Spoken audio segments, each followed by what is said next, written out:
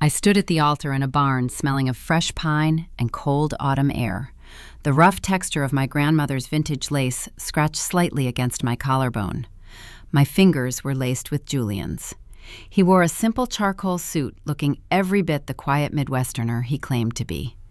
Nobody in the room, save for the camera crew positioned in the rafters, knew the man holding my hands had generated $3 billion in revenue the previous fiscal year. Just as the officiant opened his leather-bound book, my phone began to buzz in the hidden pocket of my dress. It was a frantic, relentless rhythm against my hip. 47 missed calls in the span of 3 minutes, every single one from my mother, Brenda. The same woman who was supposed to be 400 miles away, drinking champagne on a rented yacht on Lake Minnetonka. She had formally declined her invitation to my wedding, calling it a rustic embarrassment not worth the drive. Yet here she was, flooding my phone with distress signals, while national television cameras rolled quietly from the hayloft, broadcasting my vows to the very investors she was currently trying to court on that boat. I did not reach for my pocket. I let the phone vibrate. Welcome back to Pawn of Vengeance, where we tell stories of ordinary people facing impossible families and answering with quiet strength instead of noise. If you have ever been the invisible child in your own home, you are in the right place. Pull up a chair, tell me your age in the comments, and be sure to subscribe, because this story starts with the worst phone call of my life and ends with a single text message that brought a fake empire to its knees. My name is Nava Ford. I am 30 years old.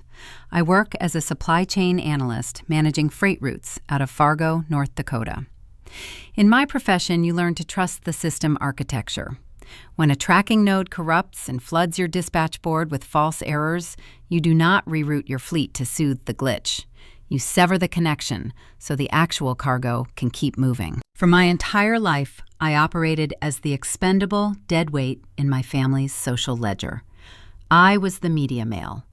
My older sister Sloane was priority overnight. To understand why I let my mother's panic ring out into the void, we have to rewind 5 weeks. It was a Tuesday afternoon. The fluorescent lights hummed over my dispatch desk, casting a harsh glare over my shipping manifests. My cell phone lit up. Brenda. I answered, pressing the cold glass to my ear. "You are overreacting, Nava." My mother clipped through the speaker. Her voice held the sharp, practiced edge of a woman returning a defective pair of shoes. Sloane's fiancé Trent is hosting a yacht party the exact same weekend. Richard needs to be there to network. We cannot be in 2 places at once. I stared at the blinking green dots on my monitor. The screen blurred for a fraction of a second. A memory surfaced uninvited. I was 12 years old, sitting on the crinkling paper of an emergency room bed, cradling my fractured left arm. I watched the wall clock tick past 8. My parents never walked through those double doors. They had chosen to stay at Sloane's regional cheerleading meet, deciding my broken bone was less urgent than her tumbling routine. The pattern was set early. I just spent 2 decades pretending not to see it. "So you are skipping my wedding for a boat party?" I said. My voice stayed flat. In logistics, emotion costs money. You deal with the facts. Brenda let out a short, breathy sigh. "Do not be sensitive, Nava. It is exhausting. Family has to support each other. Trent is introducing your father to investors who matter. Your little barn thing is cute, but let us be honest, it is a Pinterest disaster waiting to happen. Julian will understand. Send us a photo when it is over." She hung up before I could respond. The dial tone echoed in my ear, a hollow, mechanical hum. I set the phone face down on the laminate desk. I did not scream. I did not call her back to beg for a seat at a table that was never set for me. I stood up and looked out my office window. Down in the driveway, my fiancé Julian was wearing a faded Carhartt jacket, kneeling in the dirt, quietly replacing a rotted board on our porch. The wind ruffled his dark hair. He looked up, caught me watching, and offered a warm, steady smile. My family thought he was just a farm boy who dabbled in agricultural software. They sneered at his work boots and his silence. They had no idea who was actually holding the hammer. I stepped away from my dispatch monitor and walked down the narrow hallway of our home. The floorboards creaked under my boots. Outside, the North Dakota wind carried the sharp scent of approaching winter, mixing with the smell of fresh-cut cedar. I pushed the front door open. Julian was kneeling on the porch. He held a steel hammer driving a galvanized nail into a replacement plank with rhythmic, measured strikes. Sawdust clung to the sleeves of his faded jacket. My parents looked at him and saw a dead end. They saw a man who worked with his hands, drove a truck with a cracked taillight, and possessed none of the country club polish my father worshipped. Julian stopped hammering. He did not need me to speak. He read the tension in my posture the way a pilot reads a shifting barometer. He set the tool down, wiped his palms on a shop rag, and stood up. "My parents are not coming," I said. The words tasted like ash. They chose the yacht party. Julian walked over. He did not offer a pitiful sigh. He did not pull me into a suffocating hug or tell me everything happens for a reason. He stood in front of me, tall and solid, and studied my face. "Are you surprised, Nava?" His voice was low, steady as a heartbeat. I shook my head. No, but I thought a wedding might be the one routing error they actually tried to fix. He reached out his rough thumb, tracing the line of my jaw. "They are making a mistake, a permanent one. We can cancel the barn. We can go to the courthouse right now, just you and me." I looked at the half-finished porch. I thought about the caterer I had booked, the modest flower arrangements I had chosen, the quiet celebration I had built without a single dime of their high society money. Or so I thought. "We are not canceling anything," I told him. "If they want to be ghosts, let them haunt someone else." I assumed the worst of the damage was over. I assumed the absence of my family was the final invoice I would have to pay. But toxic people rarely just walk away. They prefer to salt the earth behind them. 3 days later, I was back at my dispatch desk. I had just routed a convoy of refrigerated trucks around a sudden snow squall near Bismarck. My mind was deep in the logic of transit times and fuel costs. The logic of my job always felt safe. A package leaves point A, arrives at point B, and the ledger balances. A notification chimed through my computer speakers. A new email sat in my inbox. The sender was Prairie Roots Catering, the local farm-to-table vendor I had hired for the reception. The subject line contained 2 words: contract void.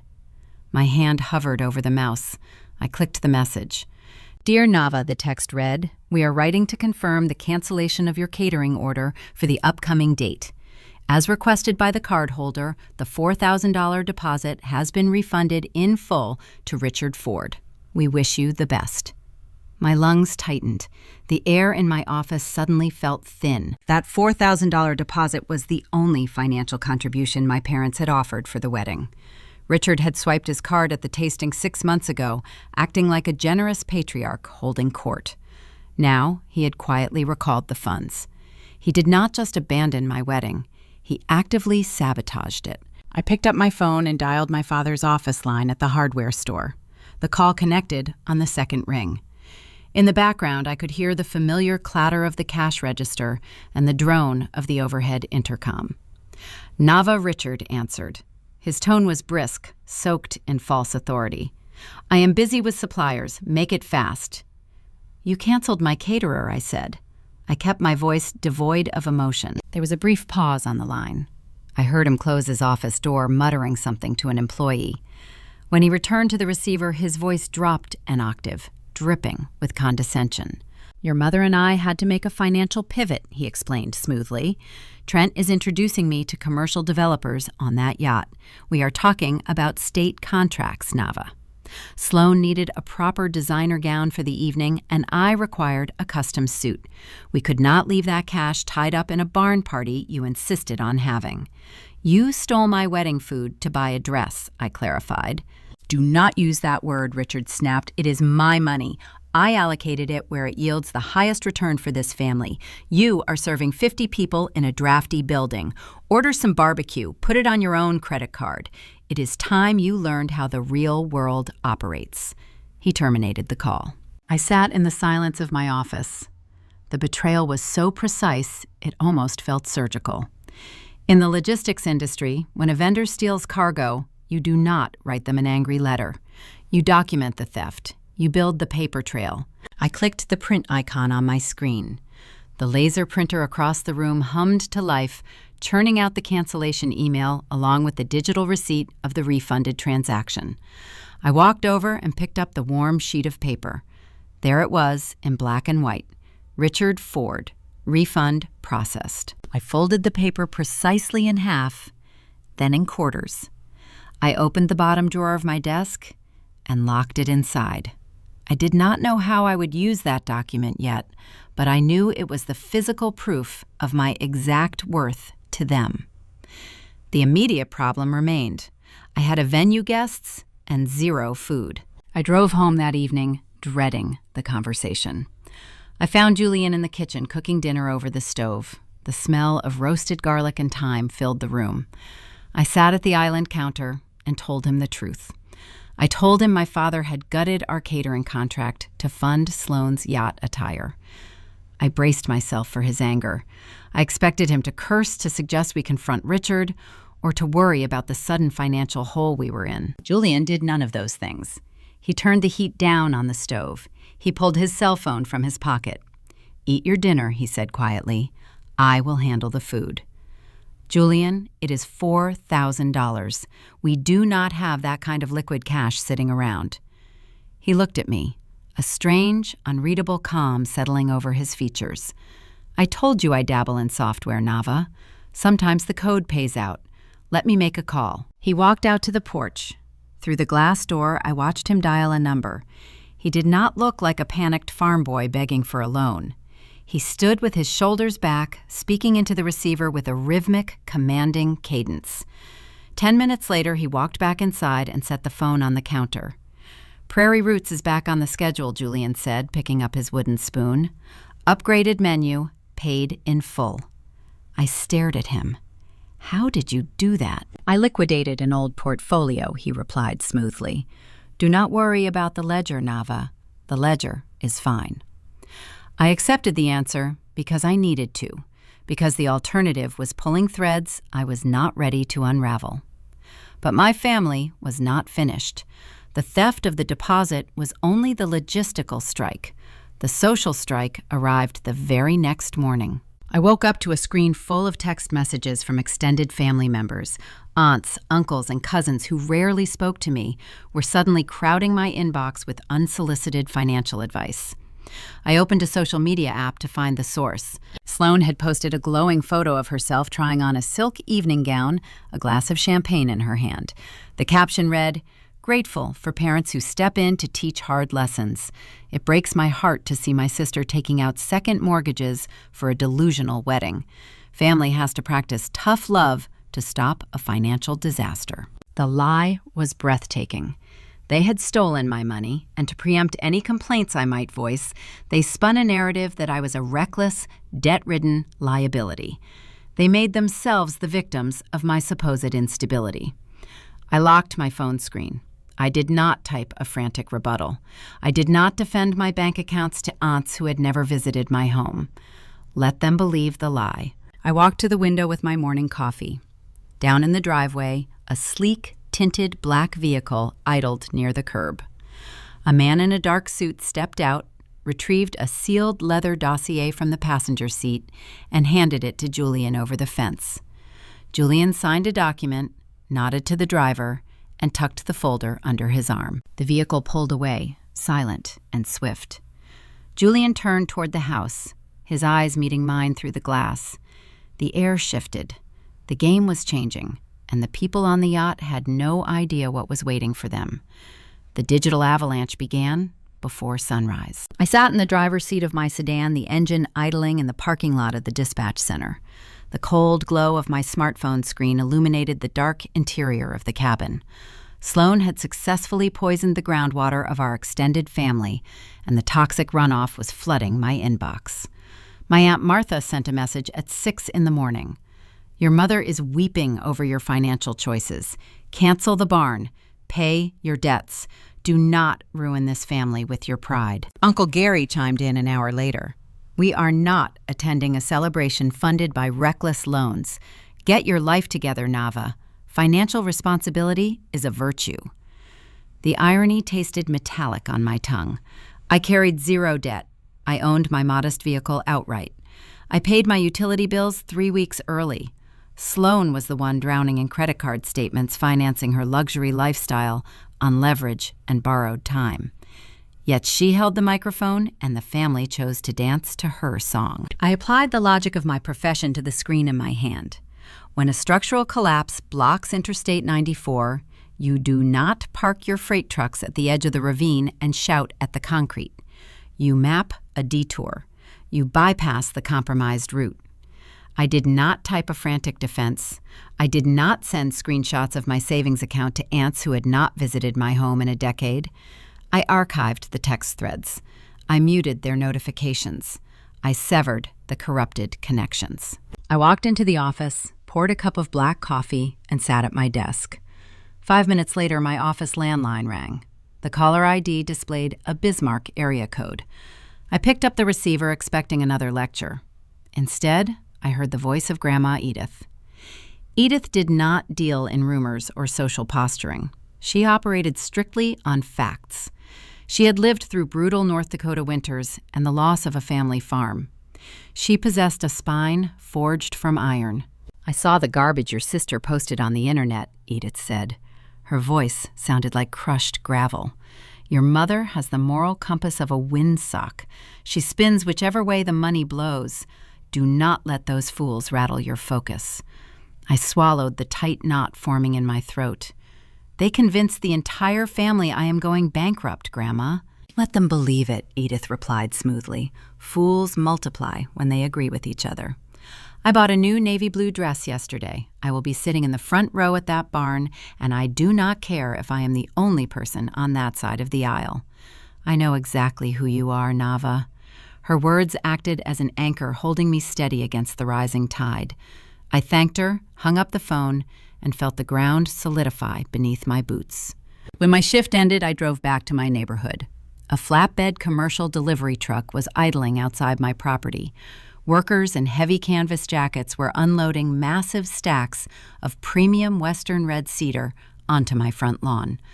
The wood carried a rich, earthy scent that overpowered the suburban smell of dying autumn leaves. Julian stood by the curb signing a digital manifest for the delivery driver.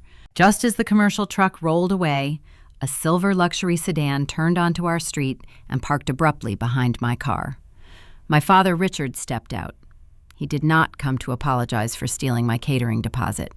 He came to drop off a cardboard box of old winter coats I had left in his attic years ago. It was a convenient excuse to survey my territory and assert his dominance.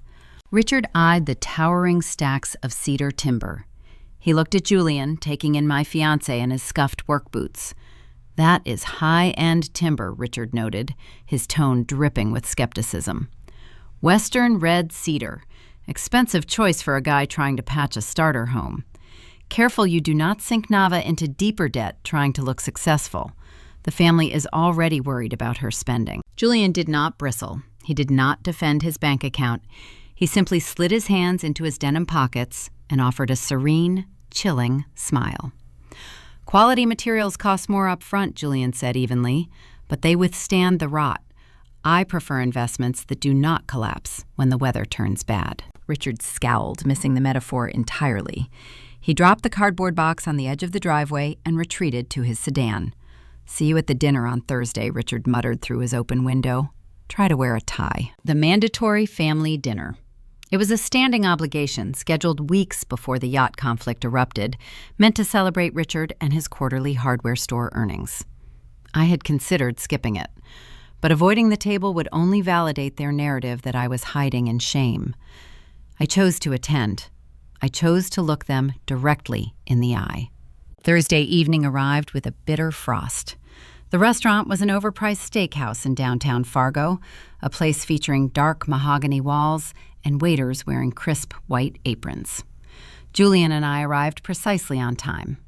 We found Brenda, Richard, Sloan, and Trent already seated in a semicircular leather booth. Trent held court immediately.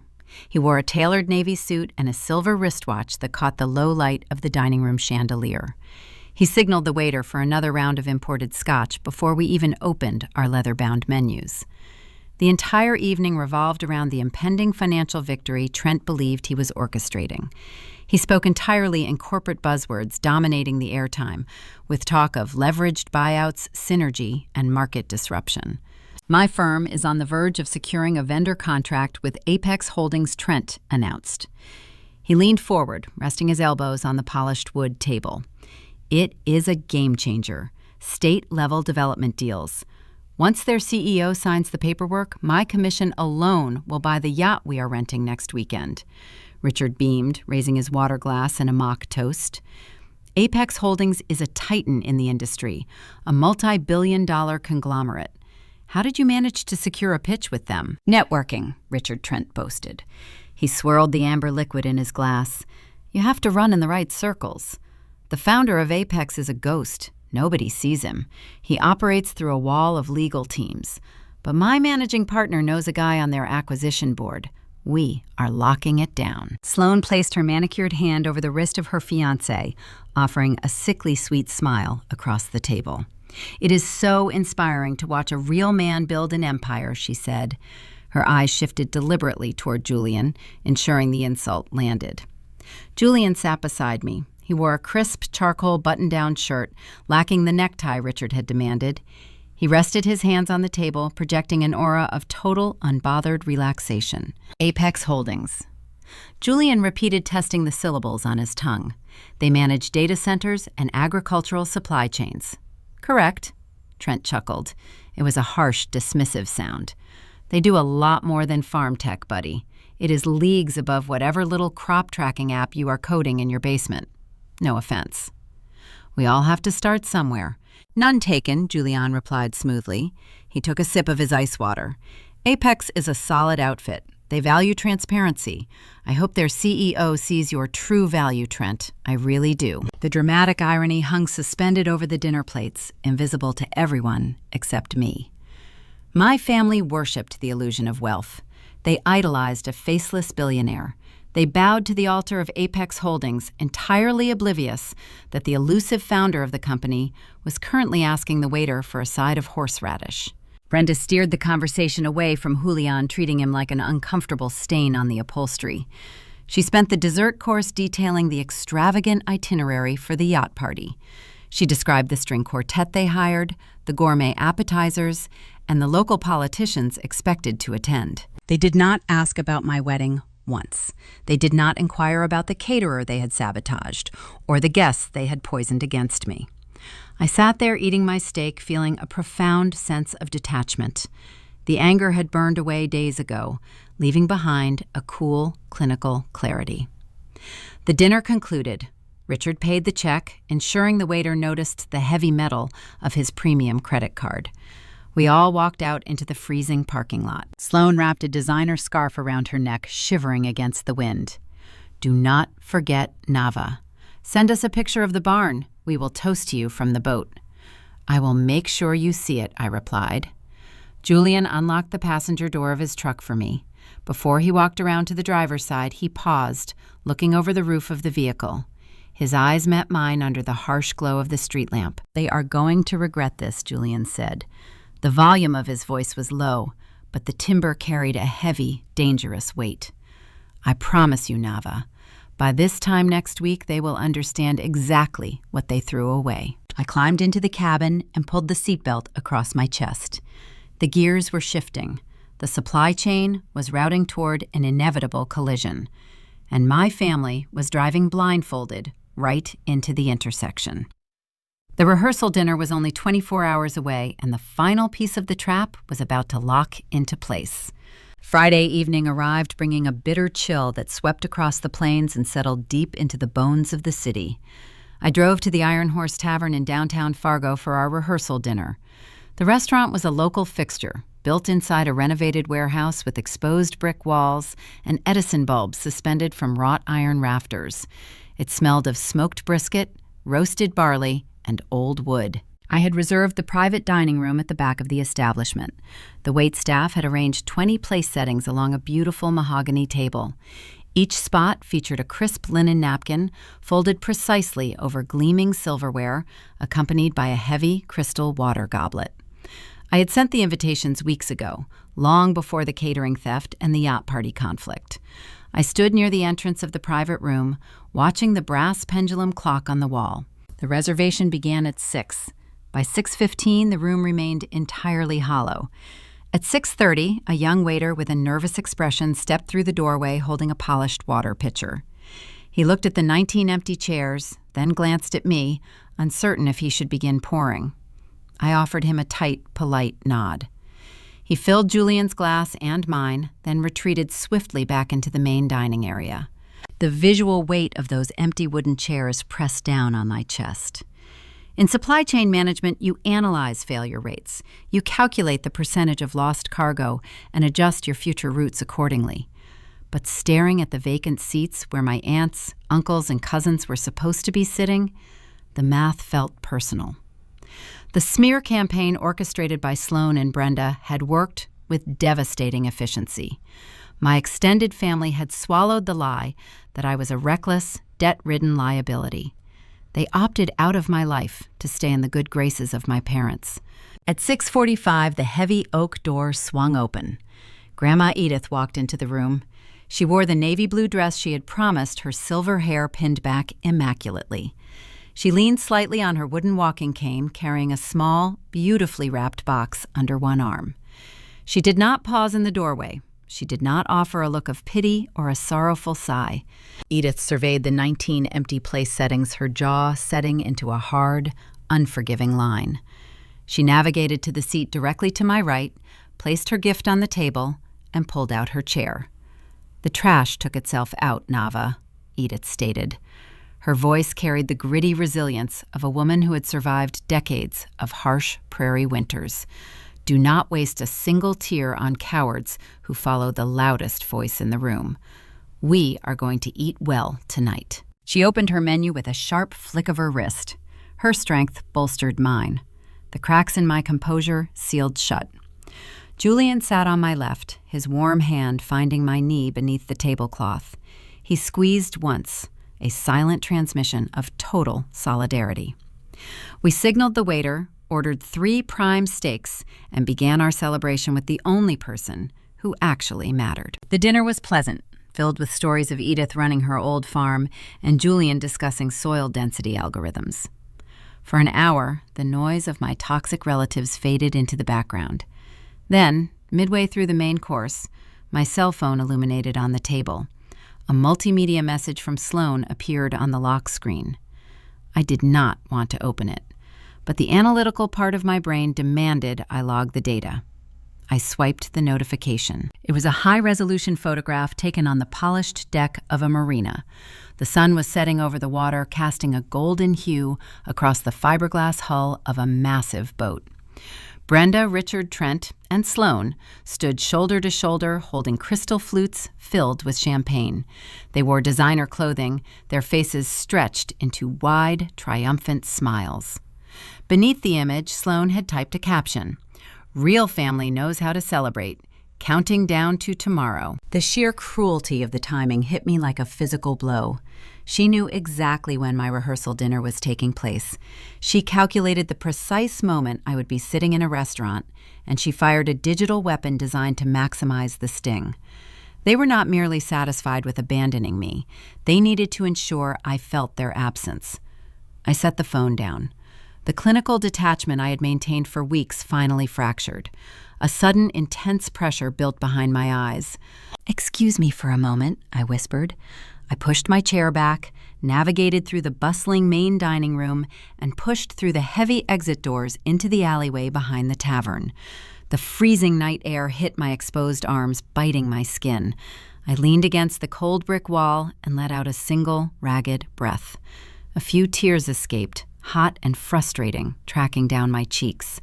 I was mourning the parents I wished I had, rather than the ones I was actually given. The heavy metal door groaned open behind me. Julian stepped into the alley. He did not utter empty platitudes. He did not tell me everything would magically work out. He shrugged out of his heavy wool overcoat and draped it over my shoulders, pulling the lapels tight to shield me from the wind. He stood in front of me, framing my face with his warm hands. "Let them have their boat," Julian said. His voice was low, vibrating with a quiet, dangerous intensity. "Let them drink their cheap champagne and play their little games. You are worth more than all of them combined, Nava." I wiped my face with the back of my hand. I know. It just hurts that they went out of their way to twist the knife. Julian studied my eyes, his expression shifting from comfort to something far more serious. A different kind of gravity settled over his posture. "Nava, I need to tell you something about tomorrow." He began choosing his words with surgical precision. "My business partners are arriving for the ceremony. The guest list on my side of the aisle is going to look much different than you expect. The footprint will be large. Things might get very loud, very fast." I looked at him, confused by the shift in topic. I assumed he meant a group of rowdy software developers flying in from a tech hub. I figured they might be loud, maybe a bit eccentric. "That is fine, Julian. I do not care if your coworkers are loud. I just want to marry you." He searched my face for a long second, seeming to debate whether he should say more. Finally, he nodded. "Just promise me you will trust me when the sun comes up." "I promise," I replied. We returned to the table, finished our meal, and drove home. Julian spent the night at a hotel near the venue to honor the tradition of not seeing the bride before the ceremony. I slept in our quiet house, setting my alarm for dawn. The morning of the wedding broke crisp and clear. The sky was a brilliant, cloudless blue. I loaded my dress into the back of my vehicle and began the 40-minute drive out to the rustic barn venue. The gravel road crunched rhythmically beneath my tires. The landscape was vast and empty, offering a sense of profound peace. I had severed the corrupted ties. I had accepted the absence of my family. I was ready to begin a clean ledger. As I crested the final hill leading to the property, the venue came into view. I pressed my foot onto the brake pedal, slowing the car to a crawl. My logistical brain struggled to process the visual data in front of me. The parking lot was not empty. It was filled with enormous, unmarked black production trucks. Men and women wearing heavy utility jackets and headsets were unloading heavy equipment cases onto the grass. Massive lighting rigs were being hoisted toward the barn rafters. High-definition cameras mounted on mechanized gimbals tracked along the perimeter of the venue. Above the tree line, a pair of commercial drones hummed in the cold air, capturing aerial footage of the property. I shifted the car into park and stepped out onto the gravel. A woman carrying a clipboard jogged past me, speaking rapidly into a radio microphone attached to her collar. On the back of her jacket, a stark white logo was printed across the fabric. Titan Financial Network. My heart hammered against my ribs. Titan was a national television channel renowned for broadcasting global market analyses and profiles of corporate empires. They did not film local barn weddings. They did not cover agricultural software developers. I stood frozen in the morning chill, watching a sound engineer string cables through the venue doors. The trap my fiancé had set was far more elaborate than anything I could have engineered, and the jaws were about to snap shut. I stood frozen on the gravel parking lot, the crunch of heavy work boots drawing my attention. A man carrying a long boom pole walked past my vehicle. The Titan Financial Network logo glared at me from the back of his jacket. My analytical mind, usually capable of processing complex shipping routes in seconds, stalled entirely. I left my car parked haphazardly and marched toward the barn doors. The interior of the rustic venue had been transformed into a high-end production set. Heavy lighting trusses were clamped to the wooden beams. Cables thick as garden hoses snaked across the floorboards. I found Julian near the makeshift altar. A makeup artist was dusting his forehead with translucent powder, while a sound technician threaded a lavalier microphone beneath the lapel of his charcoal suit. I grabbed his wrist, my grip tight, and pulled him away from the crew. We stepped into an empty horse stall. The smell of old hay contrasted sharply with the ozone scent of hot television lights. "What is happening here?" I demanded, keeping my voice low so the technicians outside could not hear. "Why is a national financial broadcaster turning our wedding into a television set?" Julian looked at me. The unbothered farm boy facade melted away, revealing a sharp, commanding intensity I had only glimpsed in brief flashes. He took both of my hands in his. "Nava, my company is not a small agricultural startup," he said slowly, ensuring every syllable landed. "We are the parent conglomerate. We manage the supply chains, the data centers, the infrastructure. My company is Apex Holdings. We go public next month, and our current valuation is $3.2 billion. The name struck me with the force of a physical impact. Apex Holdings. My logistical brain instantly snapped back to the mandatory family dinner we had endured just 2 weeks prior. The memory played in my mind with sudden, agonizing clarity. We were sitting in that dark mahogany steakhouse. Trent Sloan's finance bro fiancé held court at the head of the table. He was a man who spoke exclusively in corporate buzzwords and leveraged debt. "We are positioning for a life-changing merger with Apex Holdings." Trent had bragged that night, swirling his expensive scotch in the dim light. "They are a massive tech conglomerate. Once their CEO signs off on my vendor contract, we are set for life. It is a completely different league than whatever little crop app you run, Julian." I remembered how Julian had sat quietly beside me in his faded flannel shirt, taking a sip of his ice water. "Apex is a solid outfit," Julian had replied mildly. "I hope the CEO sees your true value, Trent." The dramatic irony of that moment, which I had been blind to at the time, now rushed over me in a suffocating wave. Trent had laughed, patting Julian's shoulder with staggering condescension. My entire family had nodded along, entirely oblivious. They were kneeling at the altar of Trent's imaginary proximity to wealth. They worshipped the illusion of the Apex Empire, completely unaware that the elusive billionaire founder of the conglomerate was passing the salt to Grandma Edith at their very own table. I stared at the man standing in front of me in the horse stall. "You are the CEO of Apex?" I whispered. The puzzle pieces finally locking into a cohesive picture. The imported cedar lumber, the black SUV in our driveway, the catering deposit you replaced without blinking. Julian nodded, his eyes searching mine for any sign of retreat. "I hid the scale of the company because I wanted to be loved for me, not a stock portfolio. When I met you, you did not care about my net worth. You cared about my character. I wanted to protect that. And I wanted to protect you from the media circus for as long as possible." He gestured toward the barn doors where the television crew was continuing their setup. "Titan Network has been filming a documentary on my upcoming IPO for 6 months. They insisted on capturing the wedding.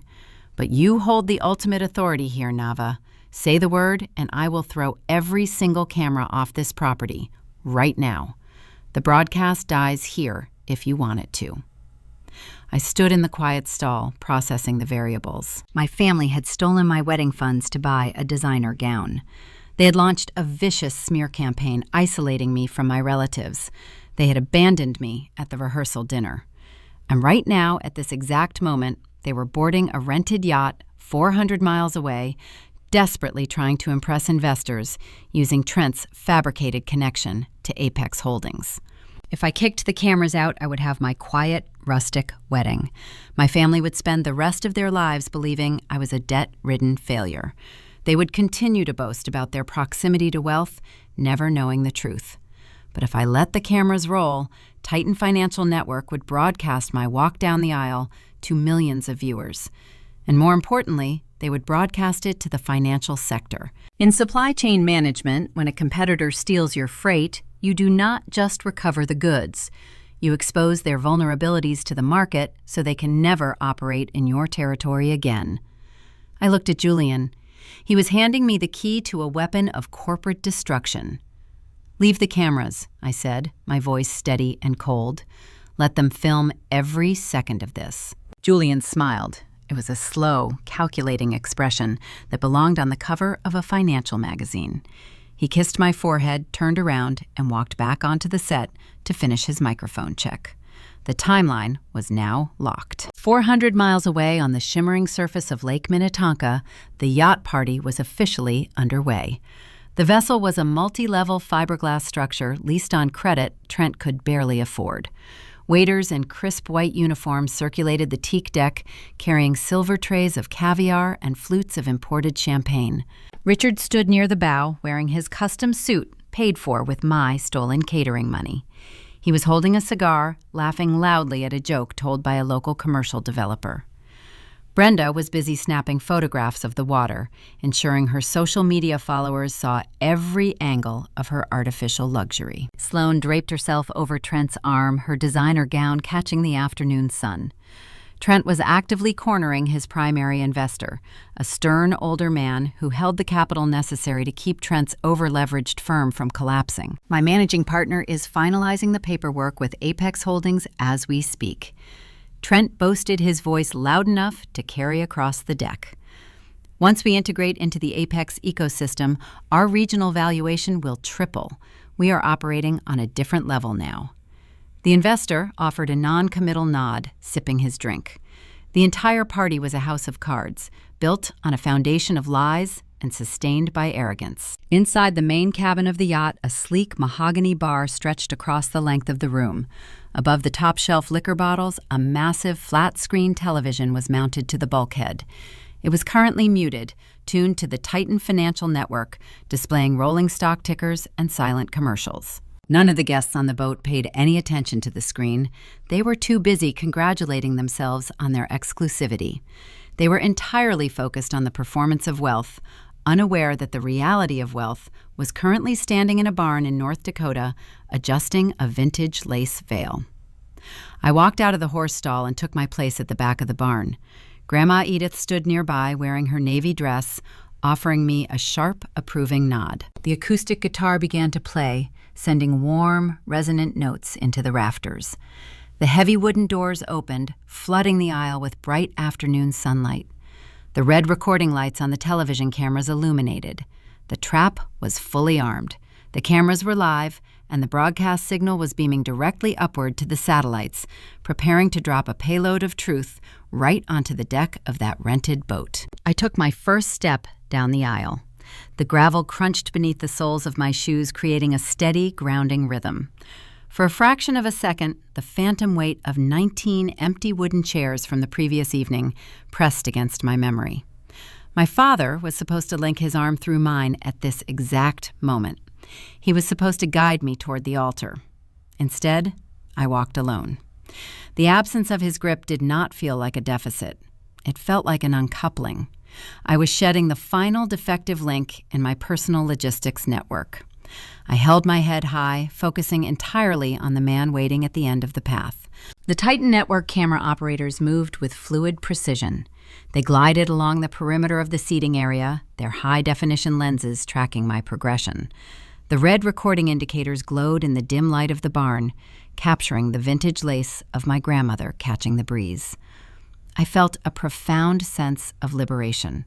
My family had spent my entire life dictating my value. Now, I was taking control of the ledger. Grandma Edith sat in the front row, her hands folded neatly in her lap. She offered me a sharp, approving nod as I passed. She was the only blood relative in the room, and she was the only one who mattered. I reached the altar. Julian took my hands. His palms were warm, steadying my pulse. The officiant smiled and began the ceremony. 400 miles east, the hull of the rented vessel sliced through the dark, choppy waters of Lake Minnetonka. The yacht party was reaching its peak. Waiters carrying silver trays of hors d'oeuvres navigated through a crowd of regional executives and local politicians. Trent stood near the stern, adjusting his silk tie against the lake wind. He was actively cornering his primary capital investor, a stern, older man named Harrison, who held the financial leverage necessary to keep Trent from defaulting on his commercial loans. We are finalizing the integration protocols with Apex Holdings next week. Trent boasted, his voice carrying over the sound of the boat engine. It is a paradigm shift, Harrison. Once their CEO signs our vendor agreement, our regional valuation will triple. You want to be on the ground floor of this merger. Harrison swirled his drink, his expression skeptical but intrigued. Apex is a notoriously difficult conglomerate to penetrate, he noted. Their founder is practically a ghost. You are certain your managing partner has a direct line to his office. Trent offered a slick, practiced smile. I guarantee it. We are operating in the same stratosphere now. A few feet away, Richard hovered near the conversation, basking in the borrowed status of his future son-in-law. Richard wore the tailored suit he had purchased using the stolen funds from my catering deposit. He puffed his chest, eager to insert himself into the high-level networking. My hardware business is scaling up to supply Trent with raw materials for his upcoming commercial builds. Richard interjected, eager to secure his own piece of the imaginary pie. We are preparing for a major expansion. Family protects family, after all. Brenda ignored the business talk entirely. She sat on a plush leather sofa near the main cabin, her thumbs flying across her smartphone screen. She was actively posting filtered photographs of the lake, tagging her country club friends to ensure they witnessed her artificial luxury. She was constructing a digital monument to her own vanity, entirely oblivious to the structural collapse looming on the horizon. Back inside the quiet warmth of the North Dakota barn, Julian and I turned to face each other for our vows. The acoustic guitar faded into silence. The boom microphones hovered just out of frame, capturing the rustle of fabric and the intake of our breaths. Julian did not read from a piece of paper. He maintained unblinking eye contact, his voice resonating with quiet authority. I spent years building systems designed to withstand harsh environments, Julian said. I wrote code to predict frost, to route resources to cut away the rot so the healthy crops could survive the winter. But algorithms are easy. Finding someone who stays when the weather turns brutal is rare. You never asked me for an empire, Nava. You only asked for truth. I promise to be the foundation that never shifts beneath your feet. Tears pricked the corners of my eyes. His words were a direct countermeasure to the instability my parents had inflicted upon me. I spoke my vows in return, promising to protect our shared root, to value his presence over any material metric. The officiant pronounced us husband and wife. Julian pulled me in for a kiss. The small crowd of friends and colleagues erupted into applause. Grandma Edith tapped her wooden cane against the floorboards in rhythmic approval. The television cameras captured every single frame. Simultaneously, on the lower deck of the yacht, the bartender began preparing for the evening service. The sun was dipping below the tree line, casting long shadows across the water. The guests were migrating from the chilly outdoor deck into the heated main cabin. Above the polished mahogany bar, a large flat-screen television was mounted to the bulkhead. It had been muted for the past 2 hours, displaying silent commercials and scrolling stock tickers. The bartender grabbed the remote control from beneath the counter. He intended to turn up the volume to provide some background noise, selecting the Titan Financial Network for the evening market wrap-up. He pressed the volume button just as the channel returned from a commercial break. The upbeat, pulsing introductory music of the Titan Network echoed through the yacht cabin. Conversations began to taper off as heads turned toward the sudden noise. Trent paused mid-sentence, annoyed by the interruption. Harrison glanced at the screen. Richard and Brenda stepped into the cabin to escape the wind, drinks in hand. The screen transitioned from a generic stock graphic to a sweeping, high-definition aerial shot of a rustic barn surrounded by golden prairie grass. The deep, authoritative voice of the Titan Network narrator filled the room. Julian Sterling is widely considered the most elusive billionaire in the modern tech sector, the narrator announced. As the founder and CEO of Apex Holdings, his strategic acquisitions have reshaped global supply chains. He operates far outside the traditional glare of Silicon Valley. Trent froze. His cocktail glass hovered inches from his mouth. The smug confidence evaporated from his features, replaced by a sudden, sharp confusion. The broadcast cut from the aerial drone footage to a tight live shot inside the barn. The high-definition lens focused on Julian, standing at the altar in his charcoal suit. But today, the narrator continued, the $3 billion tech titan stepped into the spotlight for a very personal reason. He is currently exchanging vows in a private North Dakota ceremony. The camera angle shifted smoothly, bringing my face into the frame. I was smiling, wearing the vintage lace, holding the hands of the Apex founder. He is marrying supply chain analyst Nava Ford. the voiceover concluded. The atmosphere inside the yacht cabin changed instantly. The ambient noise of clinking ice and light laughter vanished, replaced by a stark, suffocating silence. Harrison stepped closer to the television, his eyes narrowing as he processed the high-resolution image of my face. He turned his head slowly, locking his gaze onto Trent. Then Harrison shifted his attention to Richard, who was standing paralyzed near the doorway. "Wait a minute," Harrison said, his voice cutting through the quiet room like a serrated blade. "Richard, is that not your daughter on the television?" Richard opened his mouth, but his vocal cords refused to produce sound. The color drained from his face, leaving his skin a pale, sickly gray. The custom suit he wore suddenly looked like a cheap costume. Harrison turned back to Trent, the pieces of the puzzle snapping together with brutal clarity. "Your family skipped the wedding of the Apex Holdings CEO to drink on a rented boat. And you expect me to believe your firm has an inside track to his acquisition board?" The trap was sprung. The payload had been delivered. The illusion my family had dedicated their entire lives to maintaining was currently burning to the ground on national television, and they were trapped on a boat with nowhere to run. The reception began with the smooth pour of champagne and the low murmur of our guests. The Titan Network production crew navigated the crowd like phantoms, their lenses capturing the authentic warmth of the celebration. I stood near the head table with Julian, a glass of sparkling cider in my hand, watching the red recording light glow from a camera positioned near the cedar rafters. Watching the lens track our movements, my mind drifted back to the hours before dawn, grounding me in the magnitude of the choice I had made. I had arrived at the barn venue as the sun breached the horizon, expecting a quiet morning of floral arrangements and table settings.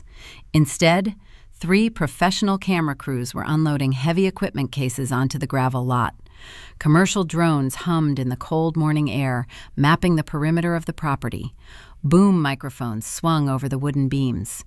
The sheer scale of the operation had short-circuited my logistical brain.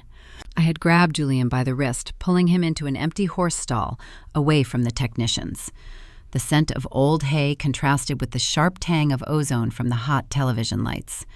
My analytical mind demanded answers.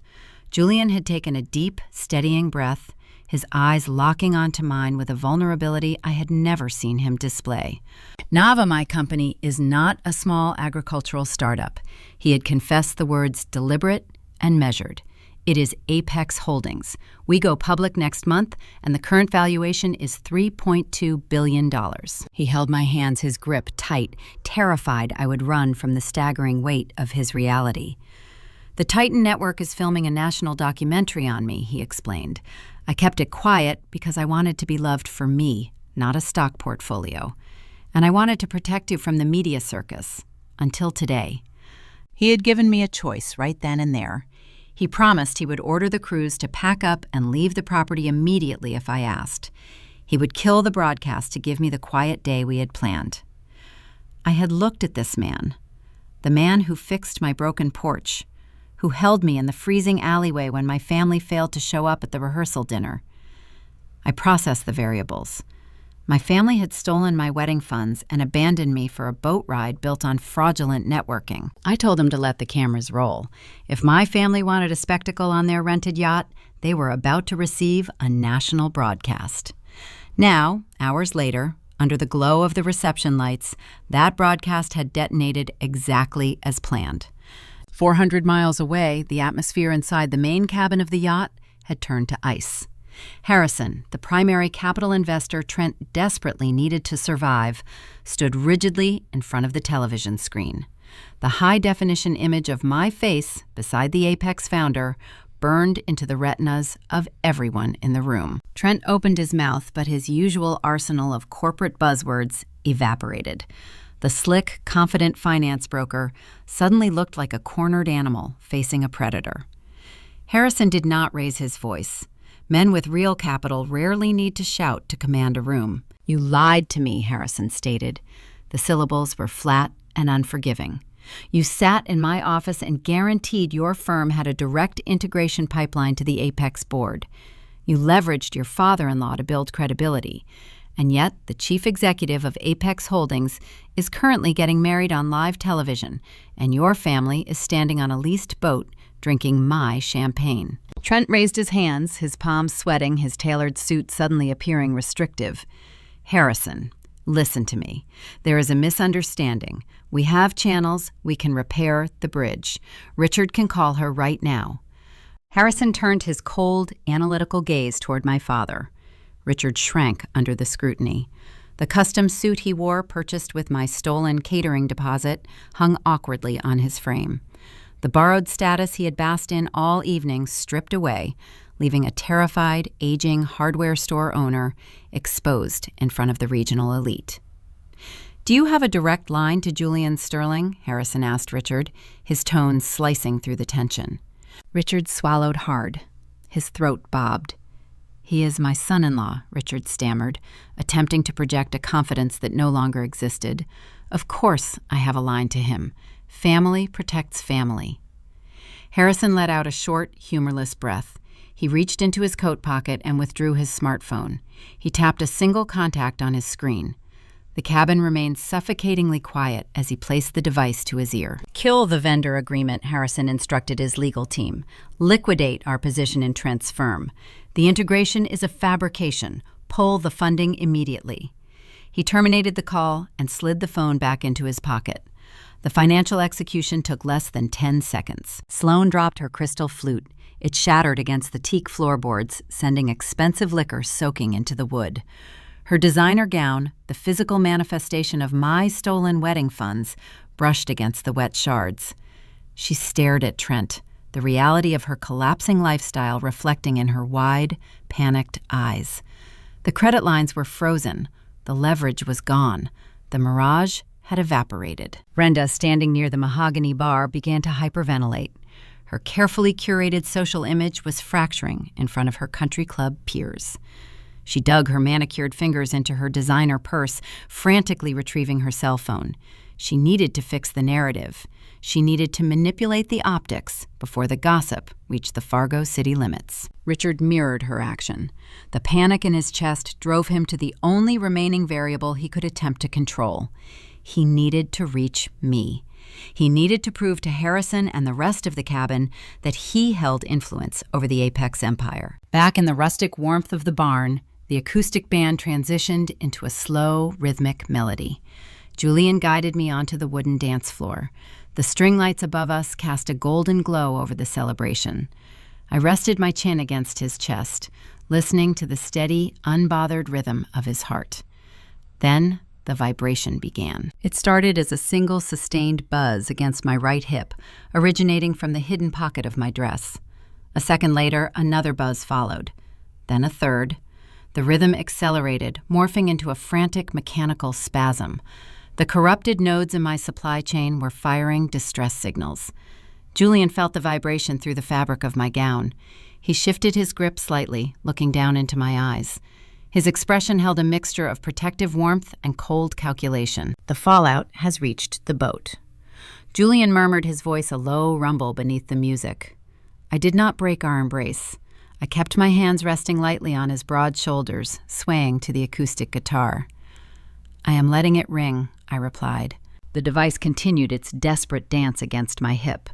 I knew exactly what was happening on the other end of the cellular network. Brenda and Richard were standing in the wreckage of their own arrogance, frantically dialing my number, expecting me to answer. They expected the discarded daughter to pick up the line and salvage their ruined social standing. They expected the dead weight to suddenly function as a load-bearing wall. The vibration pulsed against my skin, a physical manifestation of their total systemic failure. 47 missed calls registered in the span of 3 minutes. The trap had closed with flawless precision. The next phase of the operation required total silence on my end. I would let them drown in the quiet. The final chord of the acoustic guitar faded into the rustic cedar rafters of the barn. Our guests clapped, the sound warm and genuine, echoing across the wooden dance floor. Julian spun me gently, his hand resting on the small of my back, before bringing me to a graceful stop.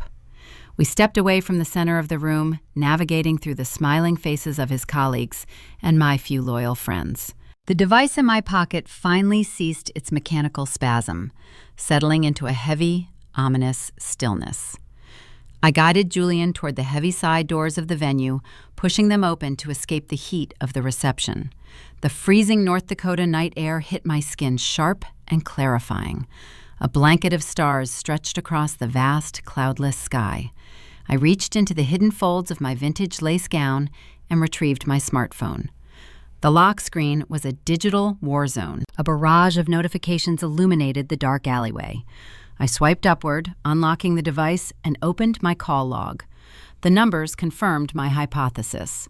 47 missed calls, over 100 unread text messages. Every single communication originated from 3 specific contacts: Brenda, Richard, Sloan. Staring at the notification timestamps, the brutal architecture of the afternoon revealed itself with stunning clarity. At 4 o'clock, 2 vastly different scenes had unfolded simultaneously. At the barn, I had walked down the aisle to a solo acoustic guitar. The television cameras had tracked my every step, but I had barely noticed them. Without my mother's critical whispers or Sloane's competitive glaring, the barn had felt impossibly peaceful. I was walking toward a man who saw my exact worth. Meanwhile, 400 miles away on Lake Minnetonka, Trent's yacht party was a sterile monument to networking. Trent had cornered his primary investor, loudly name-dropping Apex Holdings to anyone who would listen. Richard had trailed behind him, basking in borrowed status. The bartender on the yacht had casually unmuted the flat-screen television hanging above the top-shelf liquor.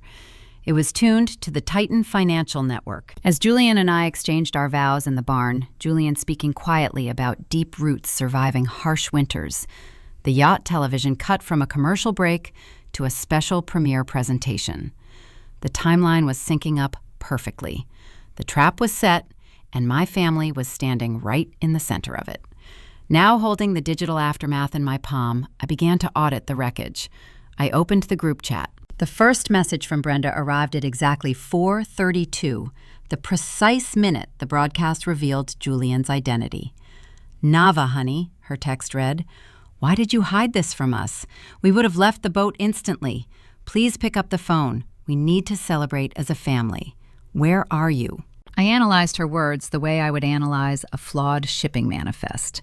She did not offer an apology for missing my wedding.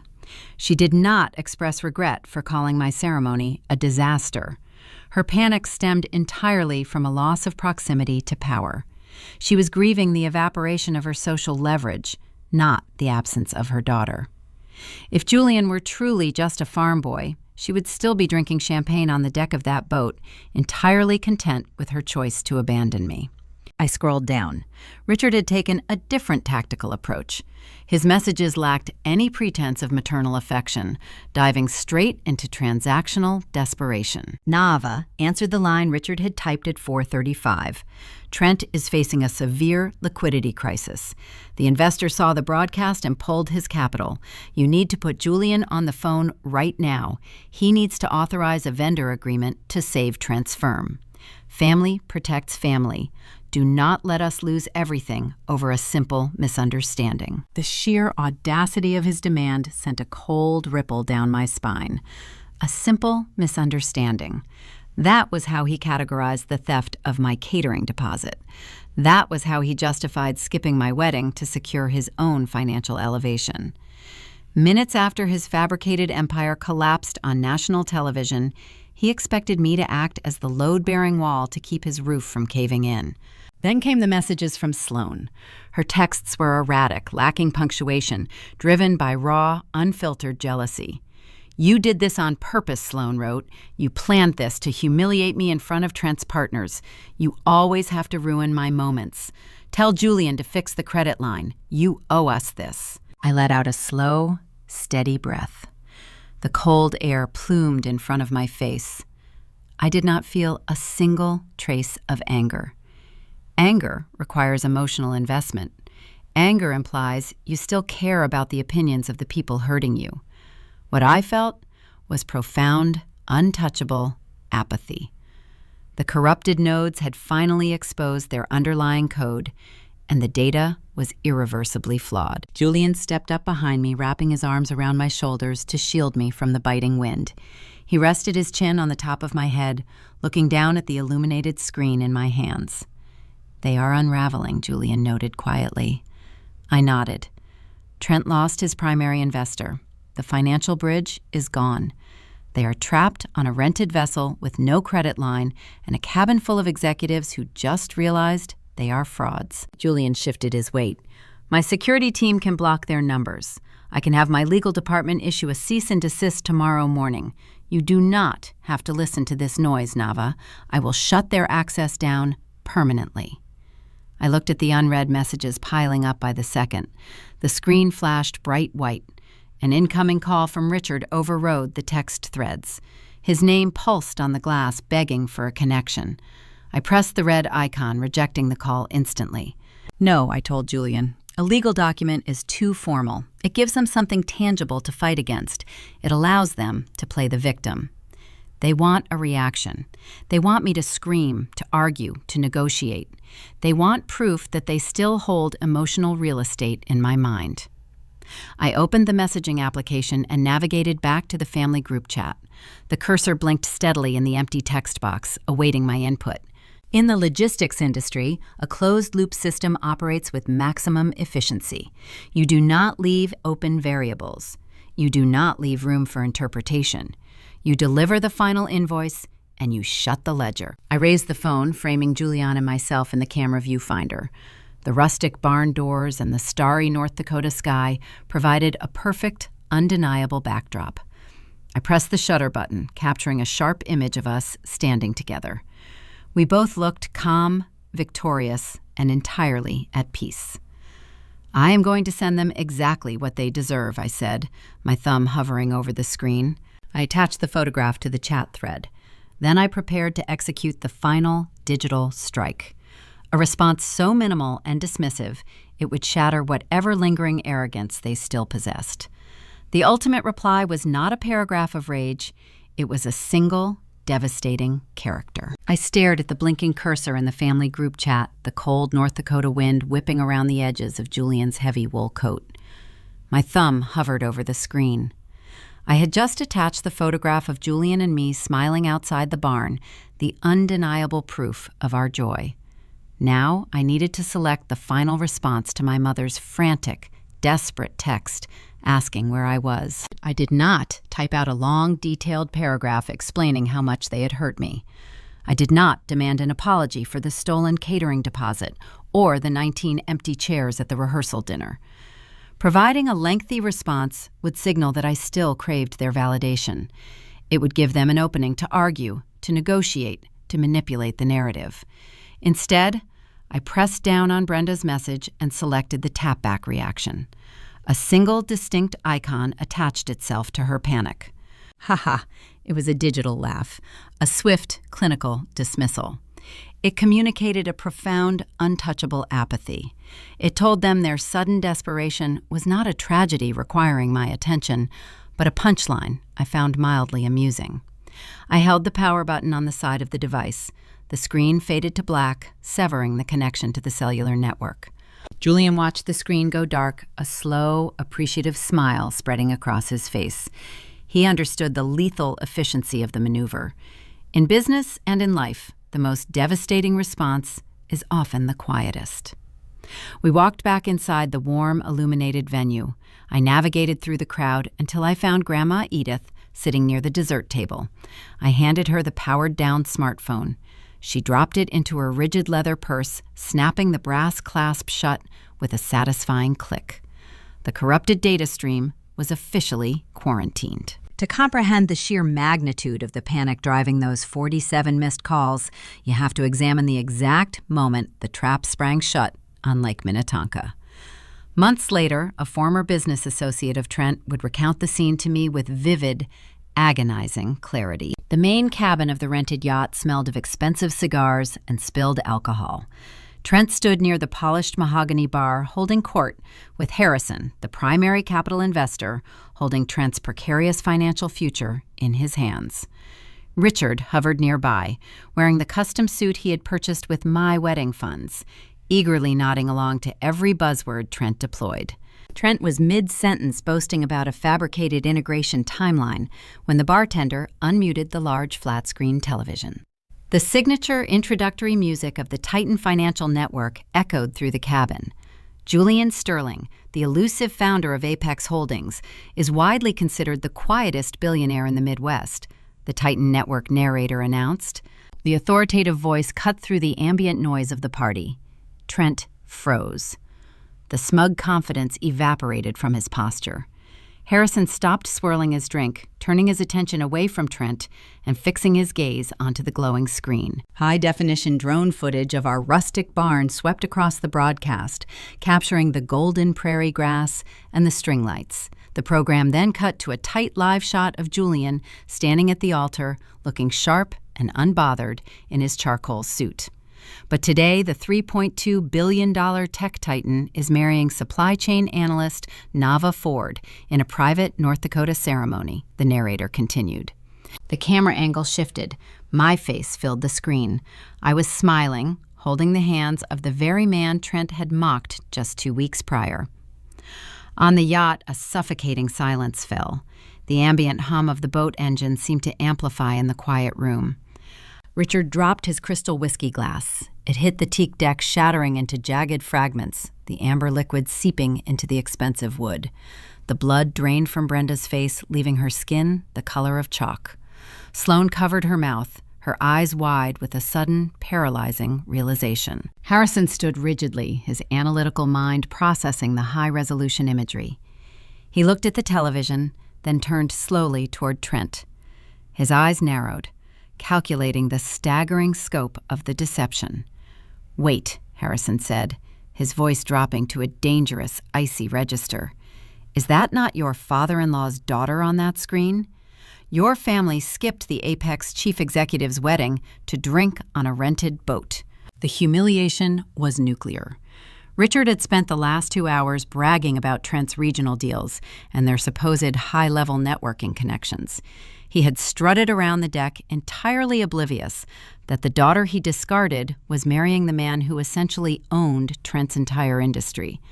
The mirage they had built shattered in real time, broadcast live to the exact people they were trying to impress. Trent opened his mouth, stammering, his palms slick with sweat.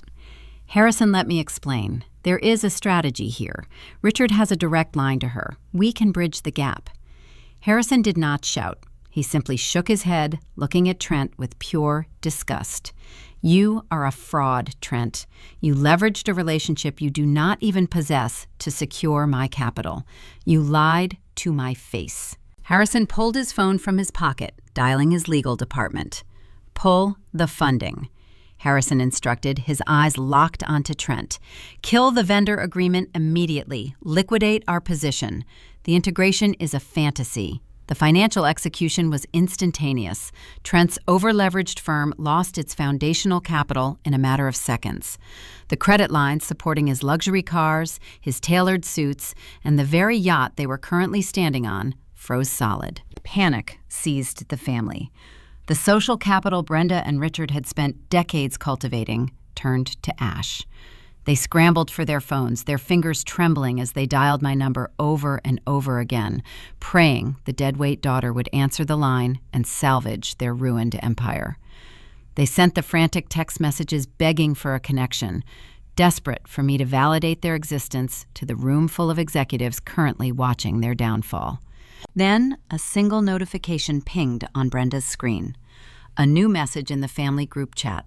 Brenda gasped, her thumb slipping as she opened the application. Richard and Sloane crowded over her shoulder, holding their breath, expecting a lifeline. They expected a promise that I would put Julian on the phone to reverse the financial damage. Instead, they saw the photograph. Julian and I standing in the cold North Dakota night, looking victorious and entirely out of their reach. Beneath the image sat my sole response to their frantic begging. "Ha ha." The digital laugh stared back at them, offering zero negotiations and zero sympathy. It was a closed door, a finalized ledger. The realization hit them simultaneously. They possessed no leverage. They held no influence. I was never going to save them. The yacht party continued its slow, agonizing crawl back toward the marina, carrying a family that had just bankrupted themselves on national television. But the punishment was not isolated to the boat. While my family sat in the wreckage of their financial collapse, another storm was gathering momentum. The Titan Network broadcast was not a private viewing. It aired to millions of homes across the country.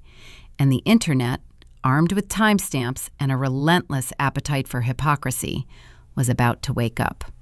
The morning sun was going to illuminate every single lie Sloan had posted, bringing a new wave of public accountability directly to their front door.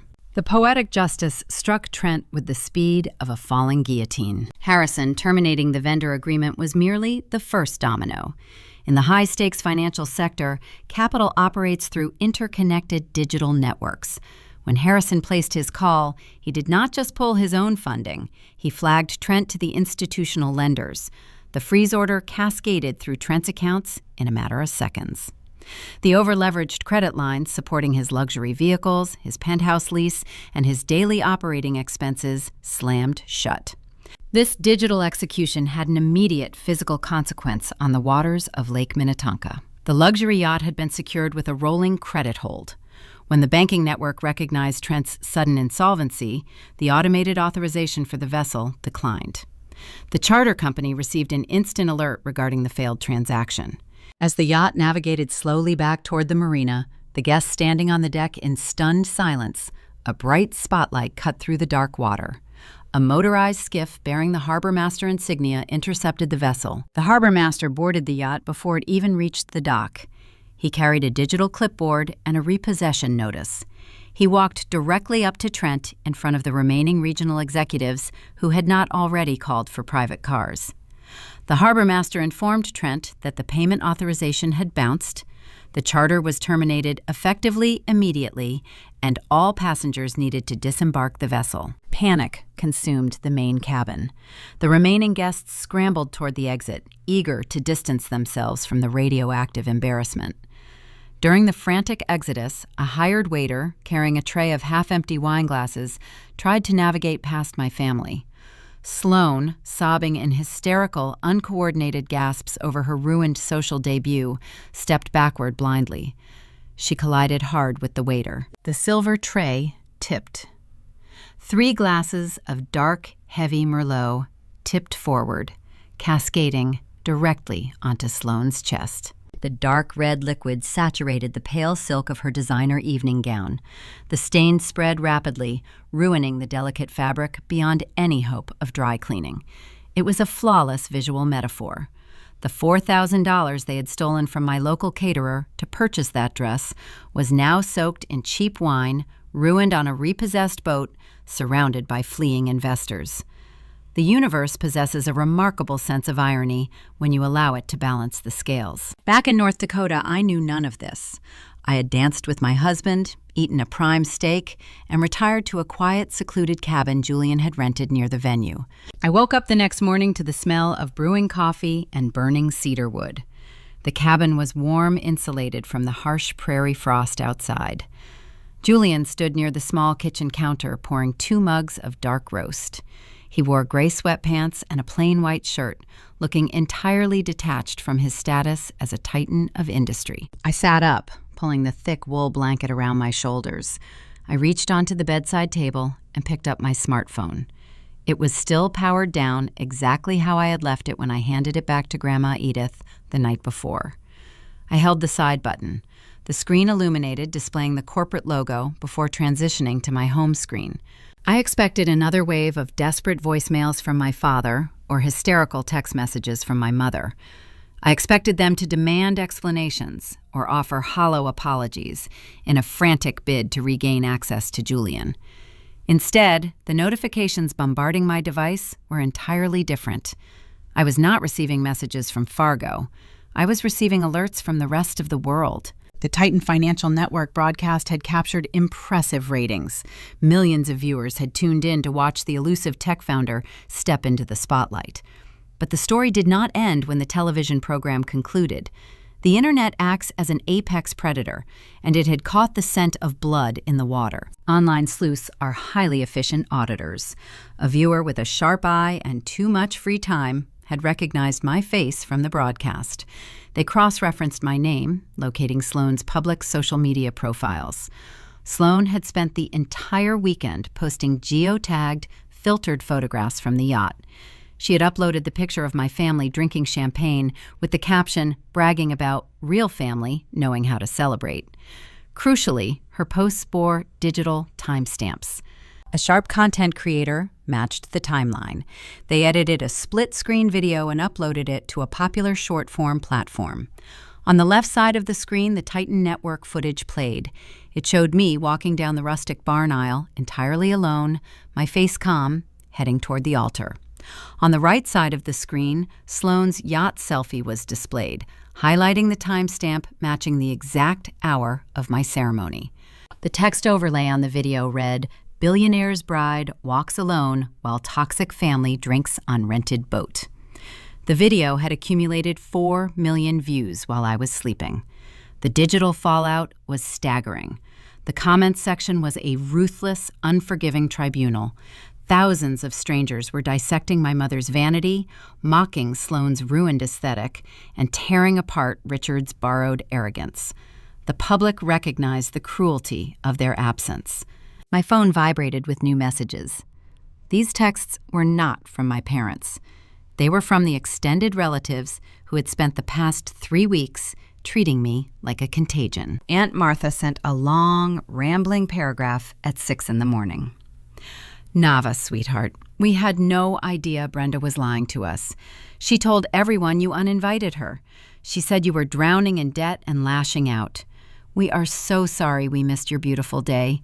Please let us take you and Julian out for dinner to make up for it." Uncle Gary followed suit 10 minutes later. "Your father twisted the story, Nava. You know how Richard gets. We always knew you were destined for great things." I read the messages while taking a sip of my hot coffee. The dark roast was bitter and grounding. I felt a cool, clinical detachment reading their excuses.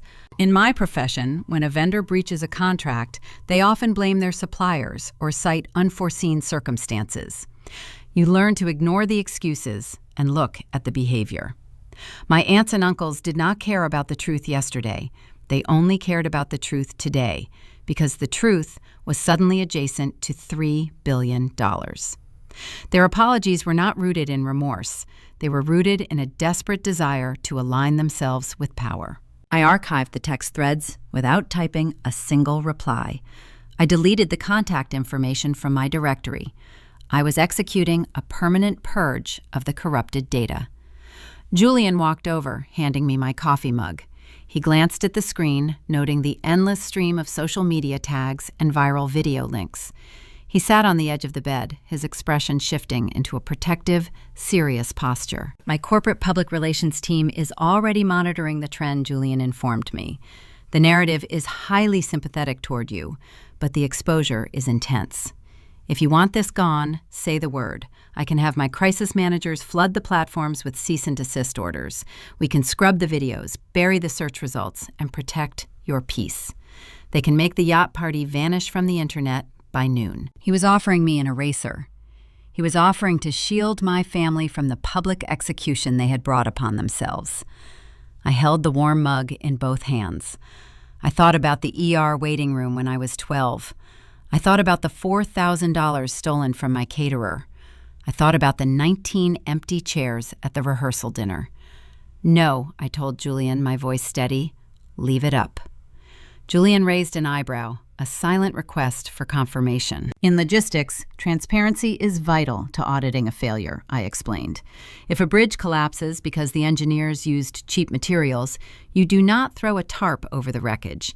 You let the public see the defective route so nobody else drives over it."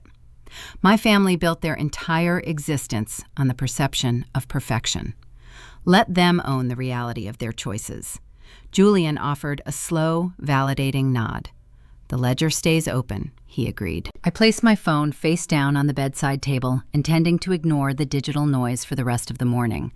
But just as the plastic casing touched the wood, the screen illuminated with a final, ominous notification. It was a new voicemail transcript. The call had bypassed my blocked contacts list because it originated from a number I rarely saw. It was the emergency landline located in the back office of Richard's hardware store. My father never used that specific telephone line unless the building was on fire or the alarm system had tripped. I read the automated text transcription scrolling across my screen. "Nava it is, Dad. Trent's firm went under this morning. The banks are calling my commercial loans. Trent did something with the paperwork. He forged my signature on the guarantor forms. They are going to seize the store. They are going to take the house. Call me back." The social ruin they experienced on the internet was only the precursor. The true financial devastation was no longer isolated to Trent's penthouse or a repossessed yacht. The collapse was moving west, tracking straight toward Fargo, and Richard was staring down the barrel of total bankruptcy. The final confrontation was approaching my doorstep, and this time, a simple text message would not be enough to stop it. The automated transcription of my father's voicemail remained frozen on my smartphone screen. The words formed a stark, undeniable record of his impending ruin. Trent forged my signature. They are going to seize the store. Call me back. I did not press the green icon to return his call. I did not forward the message to Julian to beg for a financial intervention. I tapped the small trash bin icon at the bottom of the interface. The audio file deleted, instantly vanishing into the digital void. Julian stepped out of the cabin bathroom, drying his hair with a towel. He noticed the rigid set of my shoulders. He walked over his bare feet, silent against the hardwood floor, and sat beside me on the edge of the mattress. "Another distress signal," Julian asked, his tone calm and analytical. "The structure is collapsing," I replied. "Trent forged Richard's name on the commercial guarantor forms. The banks are recalling the loans. My father is about to lose the hardware store and his house. He wants me to throw him a rope." Julian processed the information with the cool detachment of a man who managed global acquisitions. He did not flinch at the severity of the situation. "Fraud alters the equation entirely," he noted. "If I authorize my legal team to intervene, we could untangle the forged documents. We could shield your father from the criminal liability Trent created. I possess the capital to make the banks step away. The choice is yours, Nava. Say the word, and I will deploy the lawyers before we finish our coffee." He was offering me the power to save the man who had stolen my wedding funds. He was handing me a fire extinguisher, while my family stood inside a burning building they had ignited themselves. I looked out the cabin window. The morning frost clung to the pine needles, sharp and unyielding. "Do not make a single call," I instructed Julian. In the logistics industry, when a driver falsifies his logbook and crashes a freight truck, the company does not pay his fines. The company revokes his commercial license. Richard allowed Trent to drive the vehicle because he liked the prestige of the passenger seat. Now they get to experience the crash together. Julian offered a slow, approving nod. The ledger stays closed. We packed our belongings and drove back to Fargo. I did not extend my time off work for a lavish, tropical honeymoon. I had zero desire to sit on a beach. I found profound comfort in my routine. On Monday morning, I walked into the dispatch center at my usual hour, holding a thermos of dark roast coffee. I wore my standard denim jeans and a heavy knit sweater. The only difference in my appearance was the simple, elegant platinum band resting on my left hand. My coworkers threw me curious, respectful glances. They had seen the news. It was impossible to miss. The Titan Financial Network broadcast had syndicated across every major platform over the weekend. But my colleagues knew my temperament. They knew I valued operational efficiency over gossip. Nobody dared to approach my desk to ask about the billionaire I had married. They simply handed me the morning freight manifests and let me work. While I sat in my ergonomic chair, routing convoys of refrigerated cargo across the Midwest, the internet was executing a flawless emotional audit of my family. The viral video pairing my solitary walk down the aisle with Sloane's arrogant yacht selfie had breached the stratosphere of viral content. It did not merely stay contained within the borders of anonymous online forums.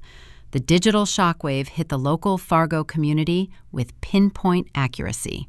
At 10 in the morning, my desk phone rang. It was Grandma Edith. I answered the line, keeping my eyes on my dual monitors. "Good morning, Grandma." Edith let out a dry, raspy chuckle. "I thought you might want a weather report from the country club," she said. Her voice carried a distinct note of grim satisfaction. "Your mother walked into the dining room for her weekly ladies' brunch about an hour ago." I stopped typing. Did she actually show her face in public? "Arrogance is a stubborn disease," Edith replied. Brenda thought she could spin the narrative. She thought she could tell her friends the television broadcast was a misunderstanding. But the internet is faster than her lies, Nava. Every woman in that dining room had already seen the video. When Brenda walked in, the room went quieter than a church on a Tuesday.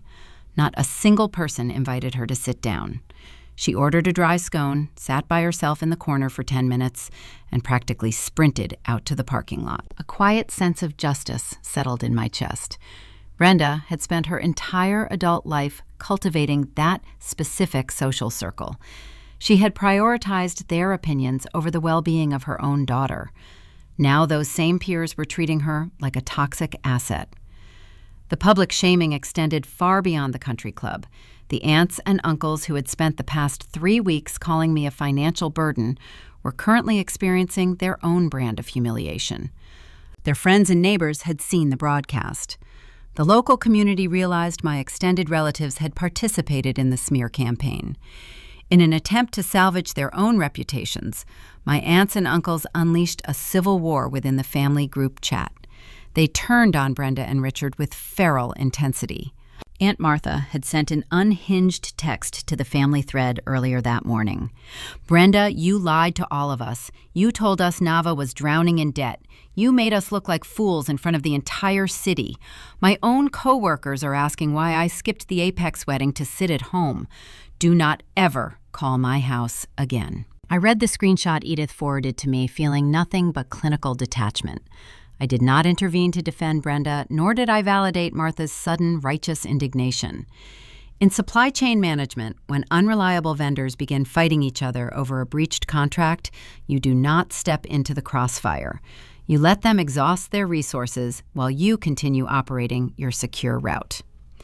By Wednesday, the social media fallout claimed its next casualty.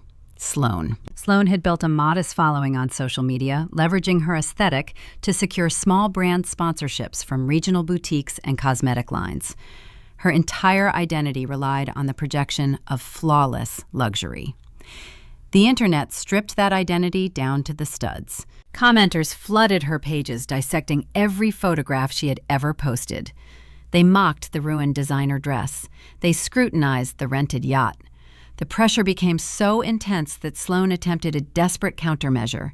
She uploaded an apology video. It was a masterclass in narcissistic failure. Sloan sat on the floor of her apartment wearing minimal makeup, staring into the camera lens with wide, tear-filled eyes. She claimed she was a victim of a family miscommunication. She insisted she loved me deeply and that the timing of the yacht party was a tragic coincidence. The audience did not buy a single second of the performance. Body language experts on the platform stitched her video, analyzing her fake tears and forced vocal tremors. The backlash amplified.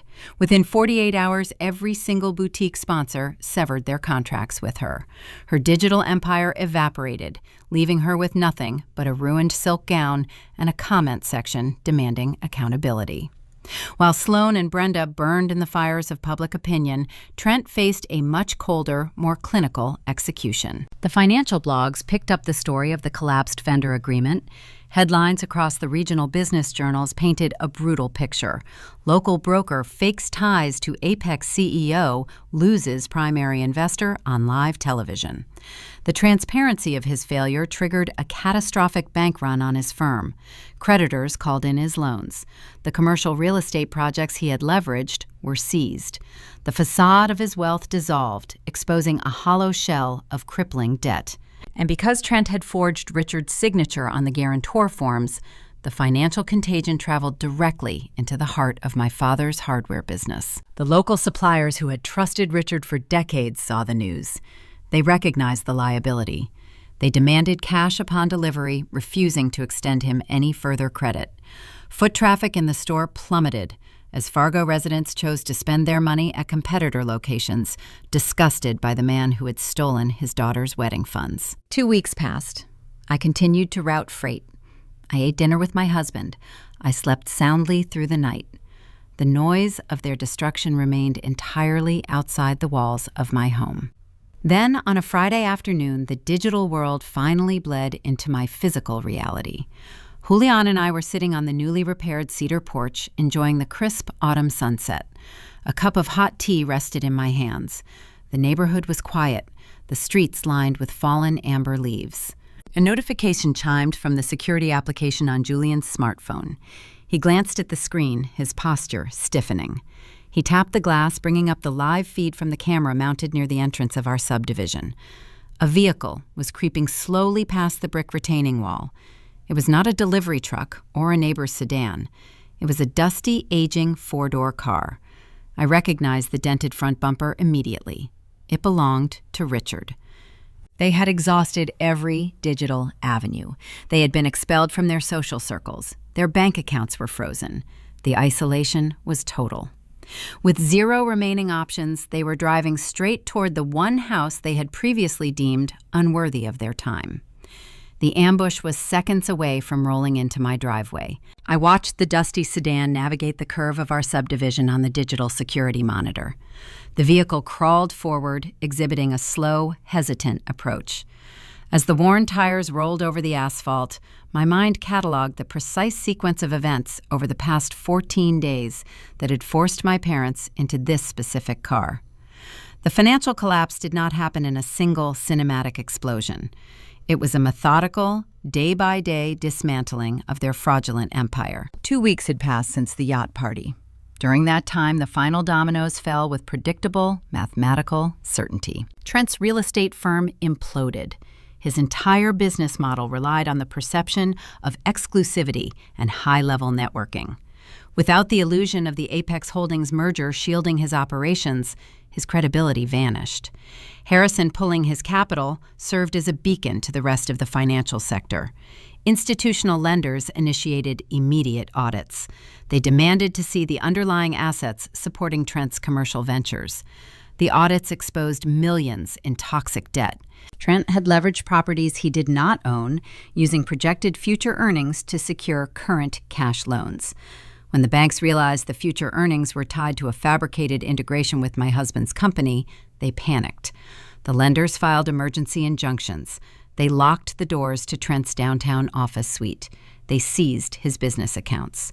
The confident, fast-talking finance broker who had mocked Julian over a steak dinner was now facing multiple civil lawsuits for defrauding investors. The consequences for Sloan materialized with equal severity.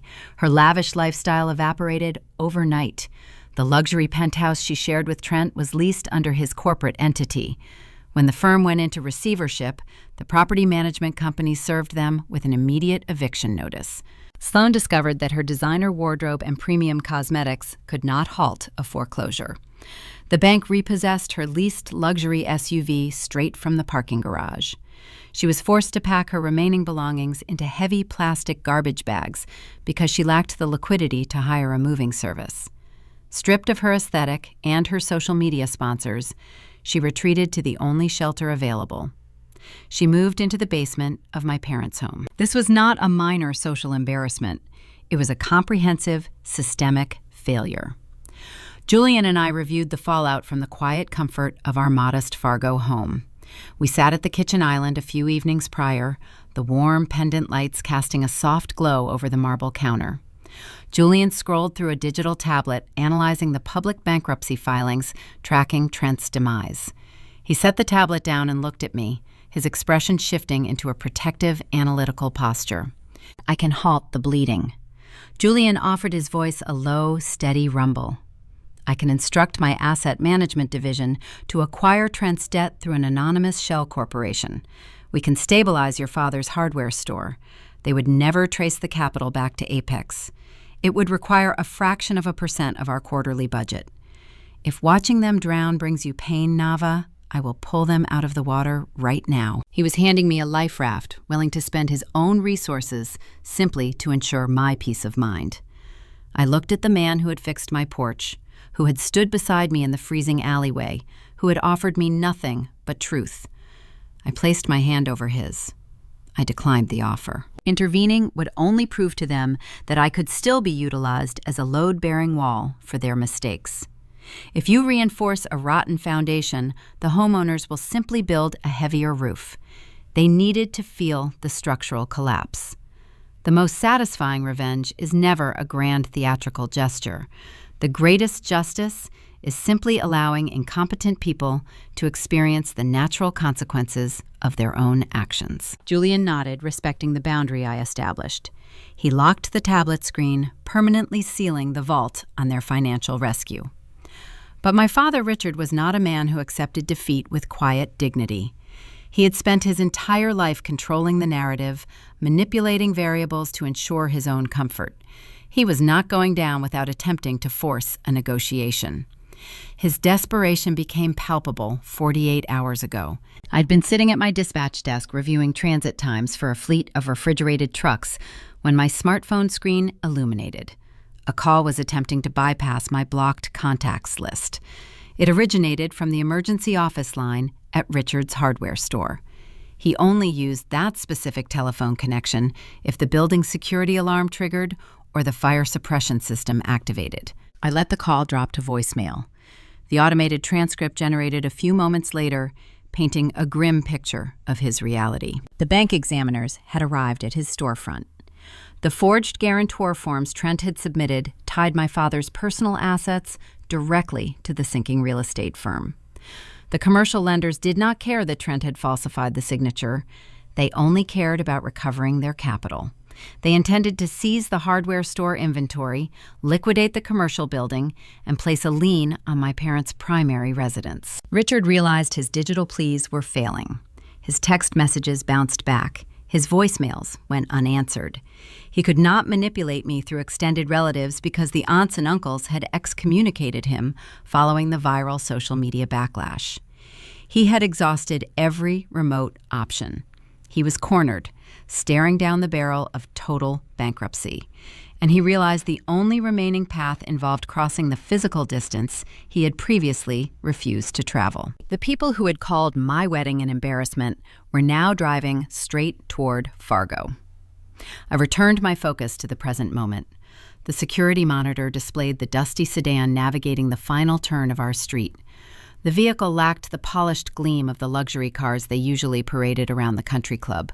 It looked tired, running on fumes and sheer panic. Julian stepped out onto the cedar porch holding a ceramic mug of hot tea. He glanced at the approaching vehicle, his posture shifting from relaxed to highly guarded. He reached into his pocket and tapped a single button on his phone. Down the street, an unmarked vehicle containing his private security detail subtly powered on its headlights, acknowledging the silent command to remain on standby. The sedan signaled turning off the main road. The tires crunched over the gravel driveway, the sound sharp and intrusive against the quiet autumn evening. The car rolled to a halt near the edge of the lawn. The engine shut off with a sputtering cough, leaving a tense, heavy silence in its wake. I set my tea down on the small wooden table beside my chair. I stood up, smoothing the fabric of my sweater. I did not retreat inside the house. I walked to the edge of the porch, standing at the top of the wooden steps, waiting for the occupants to reveal themselves. The driver's side door opened with a metallic creak. Richard stepped out onto the gravel. He did not wear a custom suit. He wore a faded flannel shirt and wrinkled trousers. His shoulders were slumped, his face drawn and lined with exhaustion. The passenger door opened next. Brenda emerged, clutching her designer purse like a shield. The pristine country club aesthetic she had maintained for decades was gone. Her hair lacked its usual volume, and her eyes darted nervously around the property, taking in the manicured lawn and the premium cedar construction of our home. Finally, the rear door swung wide. Sloane climbed out of the back seat. She looked entirely diminished, stripped of her arrogance and her expensive jewelry. She stared at the gravel beneath her feet, refusing to make eye contact with me. They stood in a cluster near the front bumper of their dying vehicle. The hierarchy of our family had inverted entirely.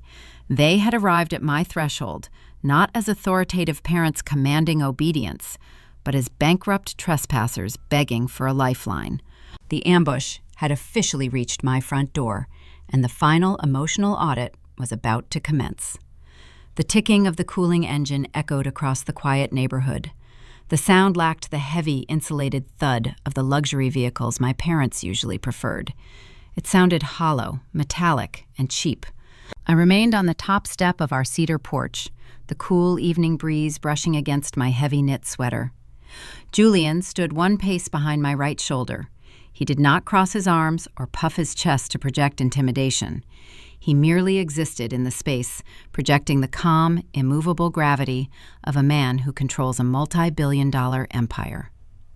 His private security detail sat in their unmarked vehicle down the street, their headlights illuminating the edge of the asphalt, a silent reminder that my parents were trespassing on highly guarded territory. Richard closed the driver's side door. The crisp crunch of his boots on the gravel marked his approach. He stopped at the base of the wooden stairs. He looked up at me, taking in the physical elevation difference. For 30 years, he had dictated the terms of our interactions from a position of manufactured authority. Now he was forced to angle his chin upward just to meet my gaze. I did not step aside. I did not gesture toward the front door. The hospitality they denied me at my own rehearsal dinner would not be extended to them on my property. Richard cleared his throat, adjusting the collar of his faded flannel shirt. He attempted to smooth his expression into the confident, authoritative mask he wore during Chamber of Commerce meetings. Now, Ava Julienne Richard began forcing a tight, unnatural smile. We appreciate you taking the time. I know showing up unannounced is irregular, but the current market climate requires swift action. We need to discuss a potential synergy. Trent is experiencing a temporary liquidity bind, and your resources could provide a mutually beneficial bridge.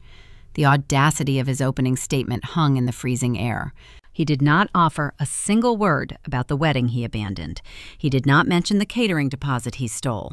He skipped past the public humiliation, the viral social media backlash, and the smear campaign he helped orchestrate. He stood in my driveway, bankrupt and desperate, and attempted to frame a plea for financial salvation as a corporate networking opportunity. He used words like synergy and liquidity to mask the scent of his own desperation. I analyzed his posture the way I would audit a falsified shipping manifest. His shoulders carried too much tension. His breathing was shallow. He was projecting strength, but the underlying data was corrupt. I let the silence stretch. I did not offer a polite nod or a verbal acknowledgement. I forced him to endure the quiet, letting the weight of his own ridiculous pitch crush his remaining pride. The strategy worked. Under the pressure of my unyielding stare, the corporate facade fractured. Richard's forced smile dropped. His hands, previously resting on his hips, fell to his sides. His fingers trembled slightly, the knuckles turning white in the cold. The businessman vanished, replaced by a terrified, aging man staring into an abyss. The banks are not just recalling the commercial loans. Nava Richard confessed, his voice cracking on the final syllable. The pitch shifted into a raw, unfiltered plea. Trent did not just lose his primary investor. He falsified the paperwork. He forged my signature on the guarantor documents. The plot twist dropped onto the gravel driveway with the force of a physical blow. Richard swallowed hard, his eyes wide and frantic. Trent used my hardware store and my primary residence as collateral for his downtown real estate ventures. He bypassed the notary. He fabricated the digital authorizations. When the Apex Holdings integration proved to be a lie, the institutional lenders initiated a forensic audit of Trent's entire portfolio. They found the forged signatures. The severity of the crisis escalated in a matter of seconds. They were not merely dealing with a frozen credit line or a ruined credit score.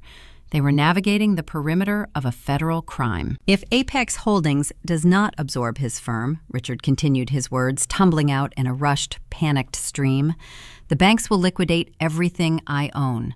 I lose the hardware inventory. We lose the house. But it goes beyond the assets.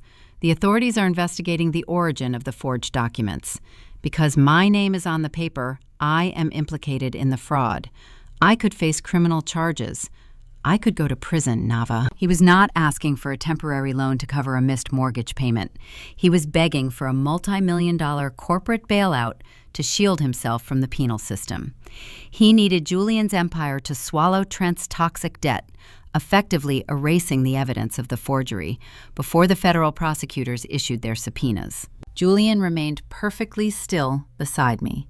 He did not react to the staggering financial request. Absorbing Trent's ruined firm would require a microscopic fraction of the Apex quarterly budget.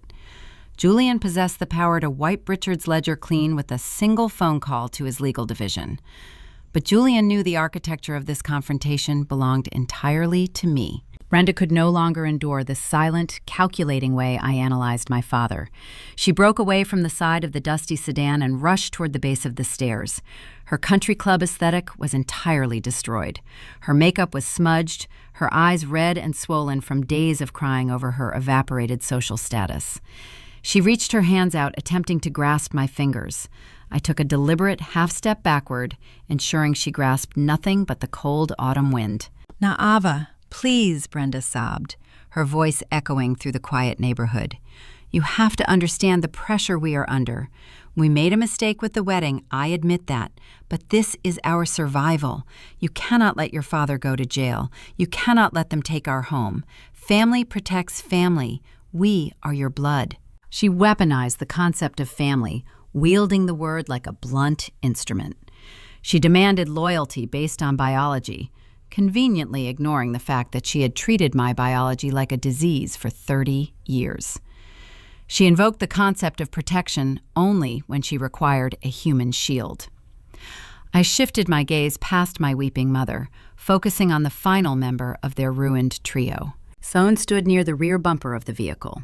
The golden child, the priority overnight shipment, the sister who had delighted in my perceived failures. She looked like a ghost. Stripped of her designer clothing, her corporate sponsors, and her arrogant fiancé, she had nothing left to project. She stared at the dirt, her shoulders hunched, refusing to lift her chin. She lacked the courage to ask for the salvation she desperately needed. They had built a sprawling house of cards founded on fraud, ego, and the illusion of superiority. They had stolen from me to finance their ascension. They had mocked the man standing beside me, assuming he was a stepping stone on their path to the elite. Now, the wind had finally blown through their fragile construction, scattering their fake empire into the dirt. And they were kneeling in the gravel, begging the daughter they threw away to stop the storm. I looked at Richard, his face pale and desperate. I looked at Brenda, her hands still reaching upward in a hollow plea. They had delivered their pitch. They had revealed the lethal stakes of their crisis. They awaited my verdict, hoping the ingrained obedience of the discarded child would override the logic of the adult woman. I did not raise my voice. I did not scream at them for the years of neglect. I simply reached into the deep pocket of my heavy knit sweater. My fingers brushed against the folded piece of paper I had kept safe for weeks, the physical manifestation of their betrayal. The ambush had reached its peak, and it was time to close the ledger. The evening wind bit through the heavy knit fabric of my sweater, carrying the sharp scent of impending frost. I looked down at the three figures standing in the gravel of my driveway. They held their collective breath, waiting for the obedient daughter to surrender. In their minds, the hierarchy was eternal. They assumed my quiet demeanor signaled compliance. They expected me to crumble under the emotional weight of their impending prison sentences, to turn toward Julian and beg my husband to deploy his corporate attorneys. They wanted me to serve as the ultimate insurance policy, shielding Richard from a federal indictment. I did not shift my gaze toward my husband. I kept my eyes locked on the aging man standing at the bottom of the wooden steps. I reached my right hand into the deep pocket of my garment. My fingertips grazed the crisp edge of a folded piece of paper. I had carried this specific document for weeks, transferring it from my office desk to my home, preserving the physical record of their betrayal. I did not experience a rush of adrenaline. My heart rate remained steady, matching the slow, predictable rhythm of a ticking clock. When you finalize a corporate audit, you do not feel rage. You simply read the data. I withdrew my hand from the pocket. I pinched the edge of the paper between my thumb and index finger. The pale sheet stood out against the fading autumn twilight. I descended one cedar step, closing the distance just enough to extend my arm. "Take it," I instructed. My voice carried no heat. It was flat and level, mirroring the frozen North Dakota plains stretching beyond the city limits. Richard hesitated. His eyes darted from the paper to my face, searching for a hidden trap. He was a man accustomed to navigating contracts and leverage, and he sensed the danger in the document I offered. Slowly, his trembling fingers reached out and accepted the offering. The dry rustle of unfolding paper cut through the heavy silence of the neighborhood. Richard smoothed the creases. The glow from the porch light illuminated the dark ink. It was the printed email from Prairie Roots Catering. The document displayed the exact date and time of the cancellation, along with the digital authorization code matching his primary credit card. The physical proof of his theft. He had stood in my driveway moments ago lamenting the horror of Trent forging a signature on a bank loan. Yet Richard had executed his own brand of fraud months prior, quietly erasing his financial commitment to his own child to fund a vanity project. The sheer hypocrisy of his panic was laid bare in black and white. Richard stared at the printed text. His jaw worked, trying to form a coherent defense, but the air trapped in his throat refused to convert into sound. He recognized his own electronic signature glaring back at him. "You stole my $4,000 wedding deposit," I stated, enunciating every syllable with surgical precision. "You drained the only funds you offered for my marriage to buy Sloan a designer dress for a boat party. You traded your daughter for the illusion of networking." Brenda let out a sharp, ragged gasp. She pressed her manicured hand over her chest, stumbling backward, as if the words carried physical force. Her breathing grew shallow and rapid. She looked at Richard, waiting for him to produce a counter-argument, a lie, a slick negotiation tactic. But Richard remained paralyzed. The charismatic hardware store owner, who loved to lecture me on financial responsibility, was reduced to a hollow shell holding a caterer's receipt. "That transaction is final, Richard," I told him. "There are no returns." Sloan finally lifted her head.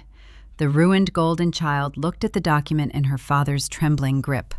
The reality of her designer gown being purchased with stolen funds seemed to register, adding another layer of shame to her ruined aesthetic.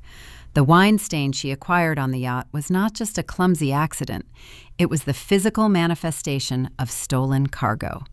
She wrapped her arms around her own torso, shivering in the cold, offering zero defense. She possessed no sponsor, no leverage, and no voice. She was bankrupt in every measurable category. I looked at the three of them standing in the exact same configuration they had assumed on the deck of that rented vessel. "You invoked the word family tonight," I said, shifting my attention back to Brenda. "You demanded protection because we share blood. But blood is just biology. Grandma Edith taught me the actual metric for loyalty. Family is the people in the front row." The wind rattled the dry leaves in the oak tree near the driveway, emphasizing the vast, empty space surrounding them. Nobody stood behind them. They had burned every bridge in Fargo. Their country club peers abandoned them. Their extended relatives blocked their numbers. They arrived at my property as isolated variables, stripped of all supporting infrastructure. "You chose the yacht," I concluded, my tone dropping to a quiet, lethal register. "Now you get to sink with it." I took a deliberate step backward, retreating to the top of the cedar porch. I did not wait for Richard to formulate a pathetic apology.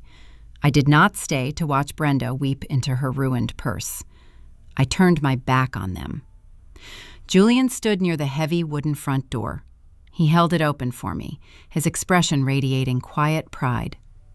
As I crossed the threshold, Julian offered a subtle, nearly imperceptible nod toward the dark street. The headlights of the unmarked vehicle flickered on. Two men wearing dark winter coats stepped out of the idling car. They moved with swift, professional efficiency, closing the distance between the road and my driveway in seconds. The private security detail did not draw weapons or shout commands. Their sheer physical presence and coordinated approach communicated the unbreakable boundary. The guards flanked Richard, gesturing silently toward his dusty sedan. The message was undeniable. The consultation was over. They would not permit my father to step foot on the porch. They would not allow Brenda to scream her grievances into the night. The Apex Holdings security protocol treated them exactly like hostile trespassers attempting to breach a secure facility. Richard crumpled the catering receipt in his fist. He turned around in defeat, shuffling toward the driver's side door. Brenda and Sloan followed him, climbing back into the aging vehicle without uttering another syllable. I stepped into the warm hallway of my home. Julian followed me inside. He gripped the brass handle of the heavy front door and pushed it shut. The solid wood clicked into the door frame, engaging the deadbolt with a deep, resonant thud. The lock severed the physical connection to my past. The engine of the sedan sputtered to life outside the sound, fading as they reversed out of the driveway and retreated into the dark. The ledger was officially closed. The heavy winter snow arrived in late November, blanketing the North Dakota plains in a quiet, undisturbed layer of white. Society harbors very specific expectations regarding sudden, immense wealth. The public assumes acquiring a billion-dollar portfolio requires an immediate geographic relocation. They expect the purchase of a sprawling coastal mega-mansion, the acquisition of a private aviation fleet, and a sudden, dramatic departure from the working class. Julian and I defied those expectations entirely. We did not hire commercial moving trucks. We remained in our modest cedar home in the suburbs of Fargo. I still scraped the morning frost off the windshield of my reliable sedan. I retained my position at the local dispatch center. Every weekday at 7 in the morning, I sat at my ergonomic desk with a hot thermos of dark roast coffee.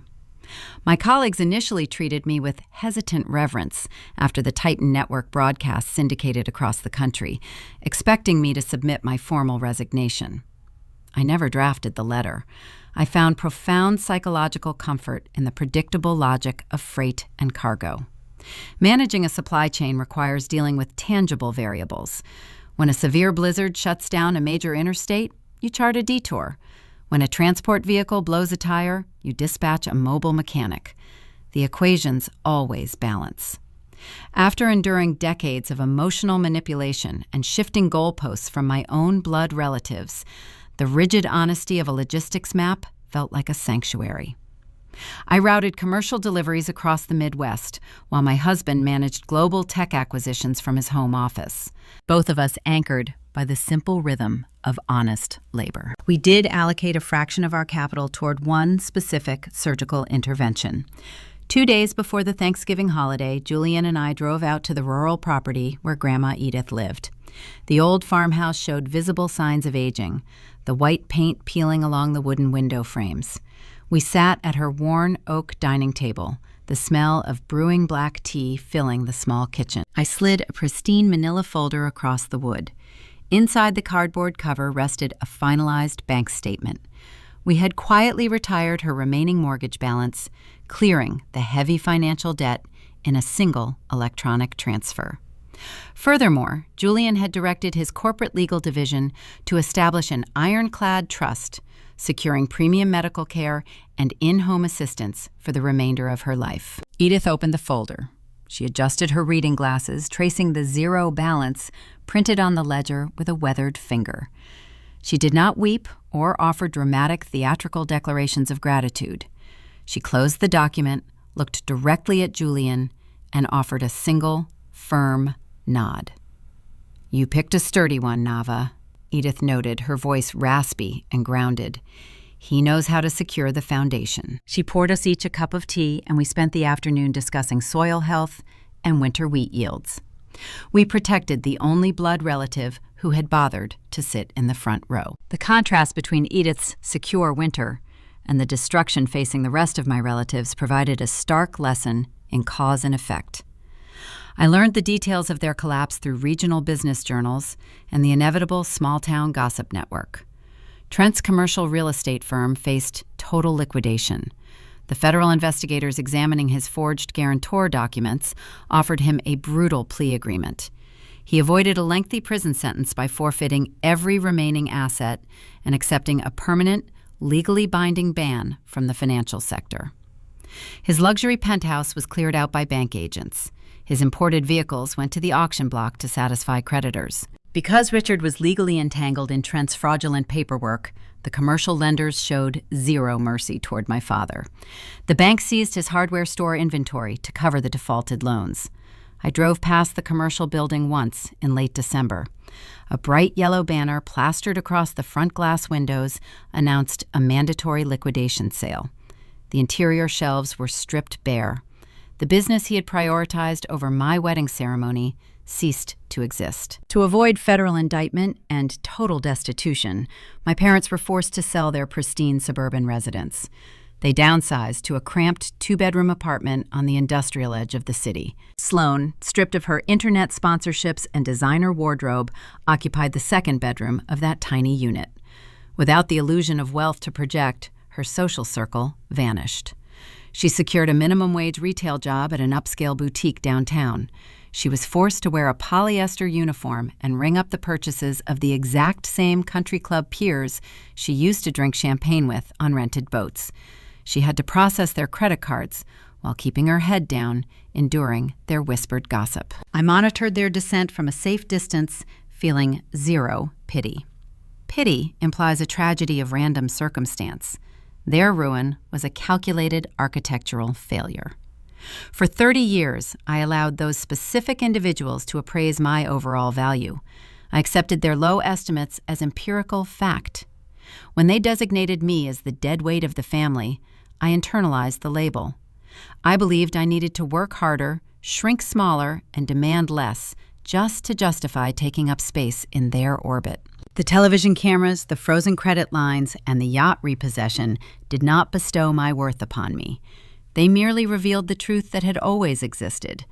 Your value is never determined by the people who abandon you for a better networking opportunity. Your value is determined by the ones who stay in the freezing cold to fix the broken boards on your porch. On a quiet Sunday morning, Julian and I sat on that very porch. He held a ceramic mug, watching the snow fall over the silent neighborhood. The imported cedar timber he had installed months ago held firm against the harsh winter chill. The structure was sound. The rot had been excised from the framework. We possessed everything we required, not because the bank accounts held billions, but because the space between us contained zero lies. I turned my gaze away from the falling snow and looked directly into the lens of my own history. I am speaking to you now, the person listening to this narrative. You might be standing in a kitchen, driving to a job, or sitting in a quiet room, carrying the crushing weight of a family that treats your loyalty as an endless, unpaid resource. If you are functioning as the load-bearing wall for relatives who only recognize your existence when they require a loan, a favor, or a convenient scapegoat, hear my voice clearly.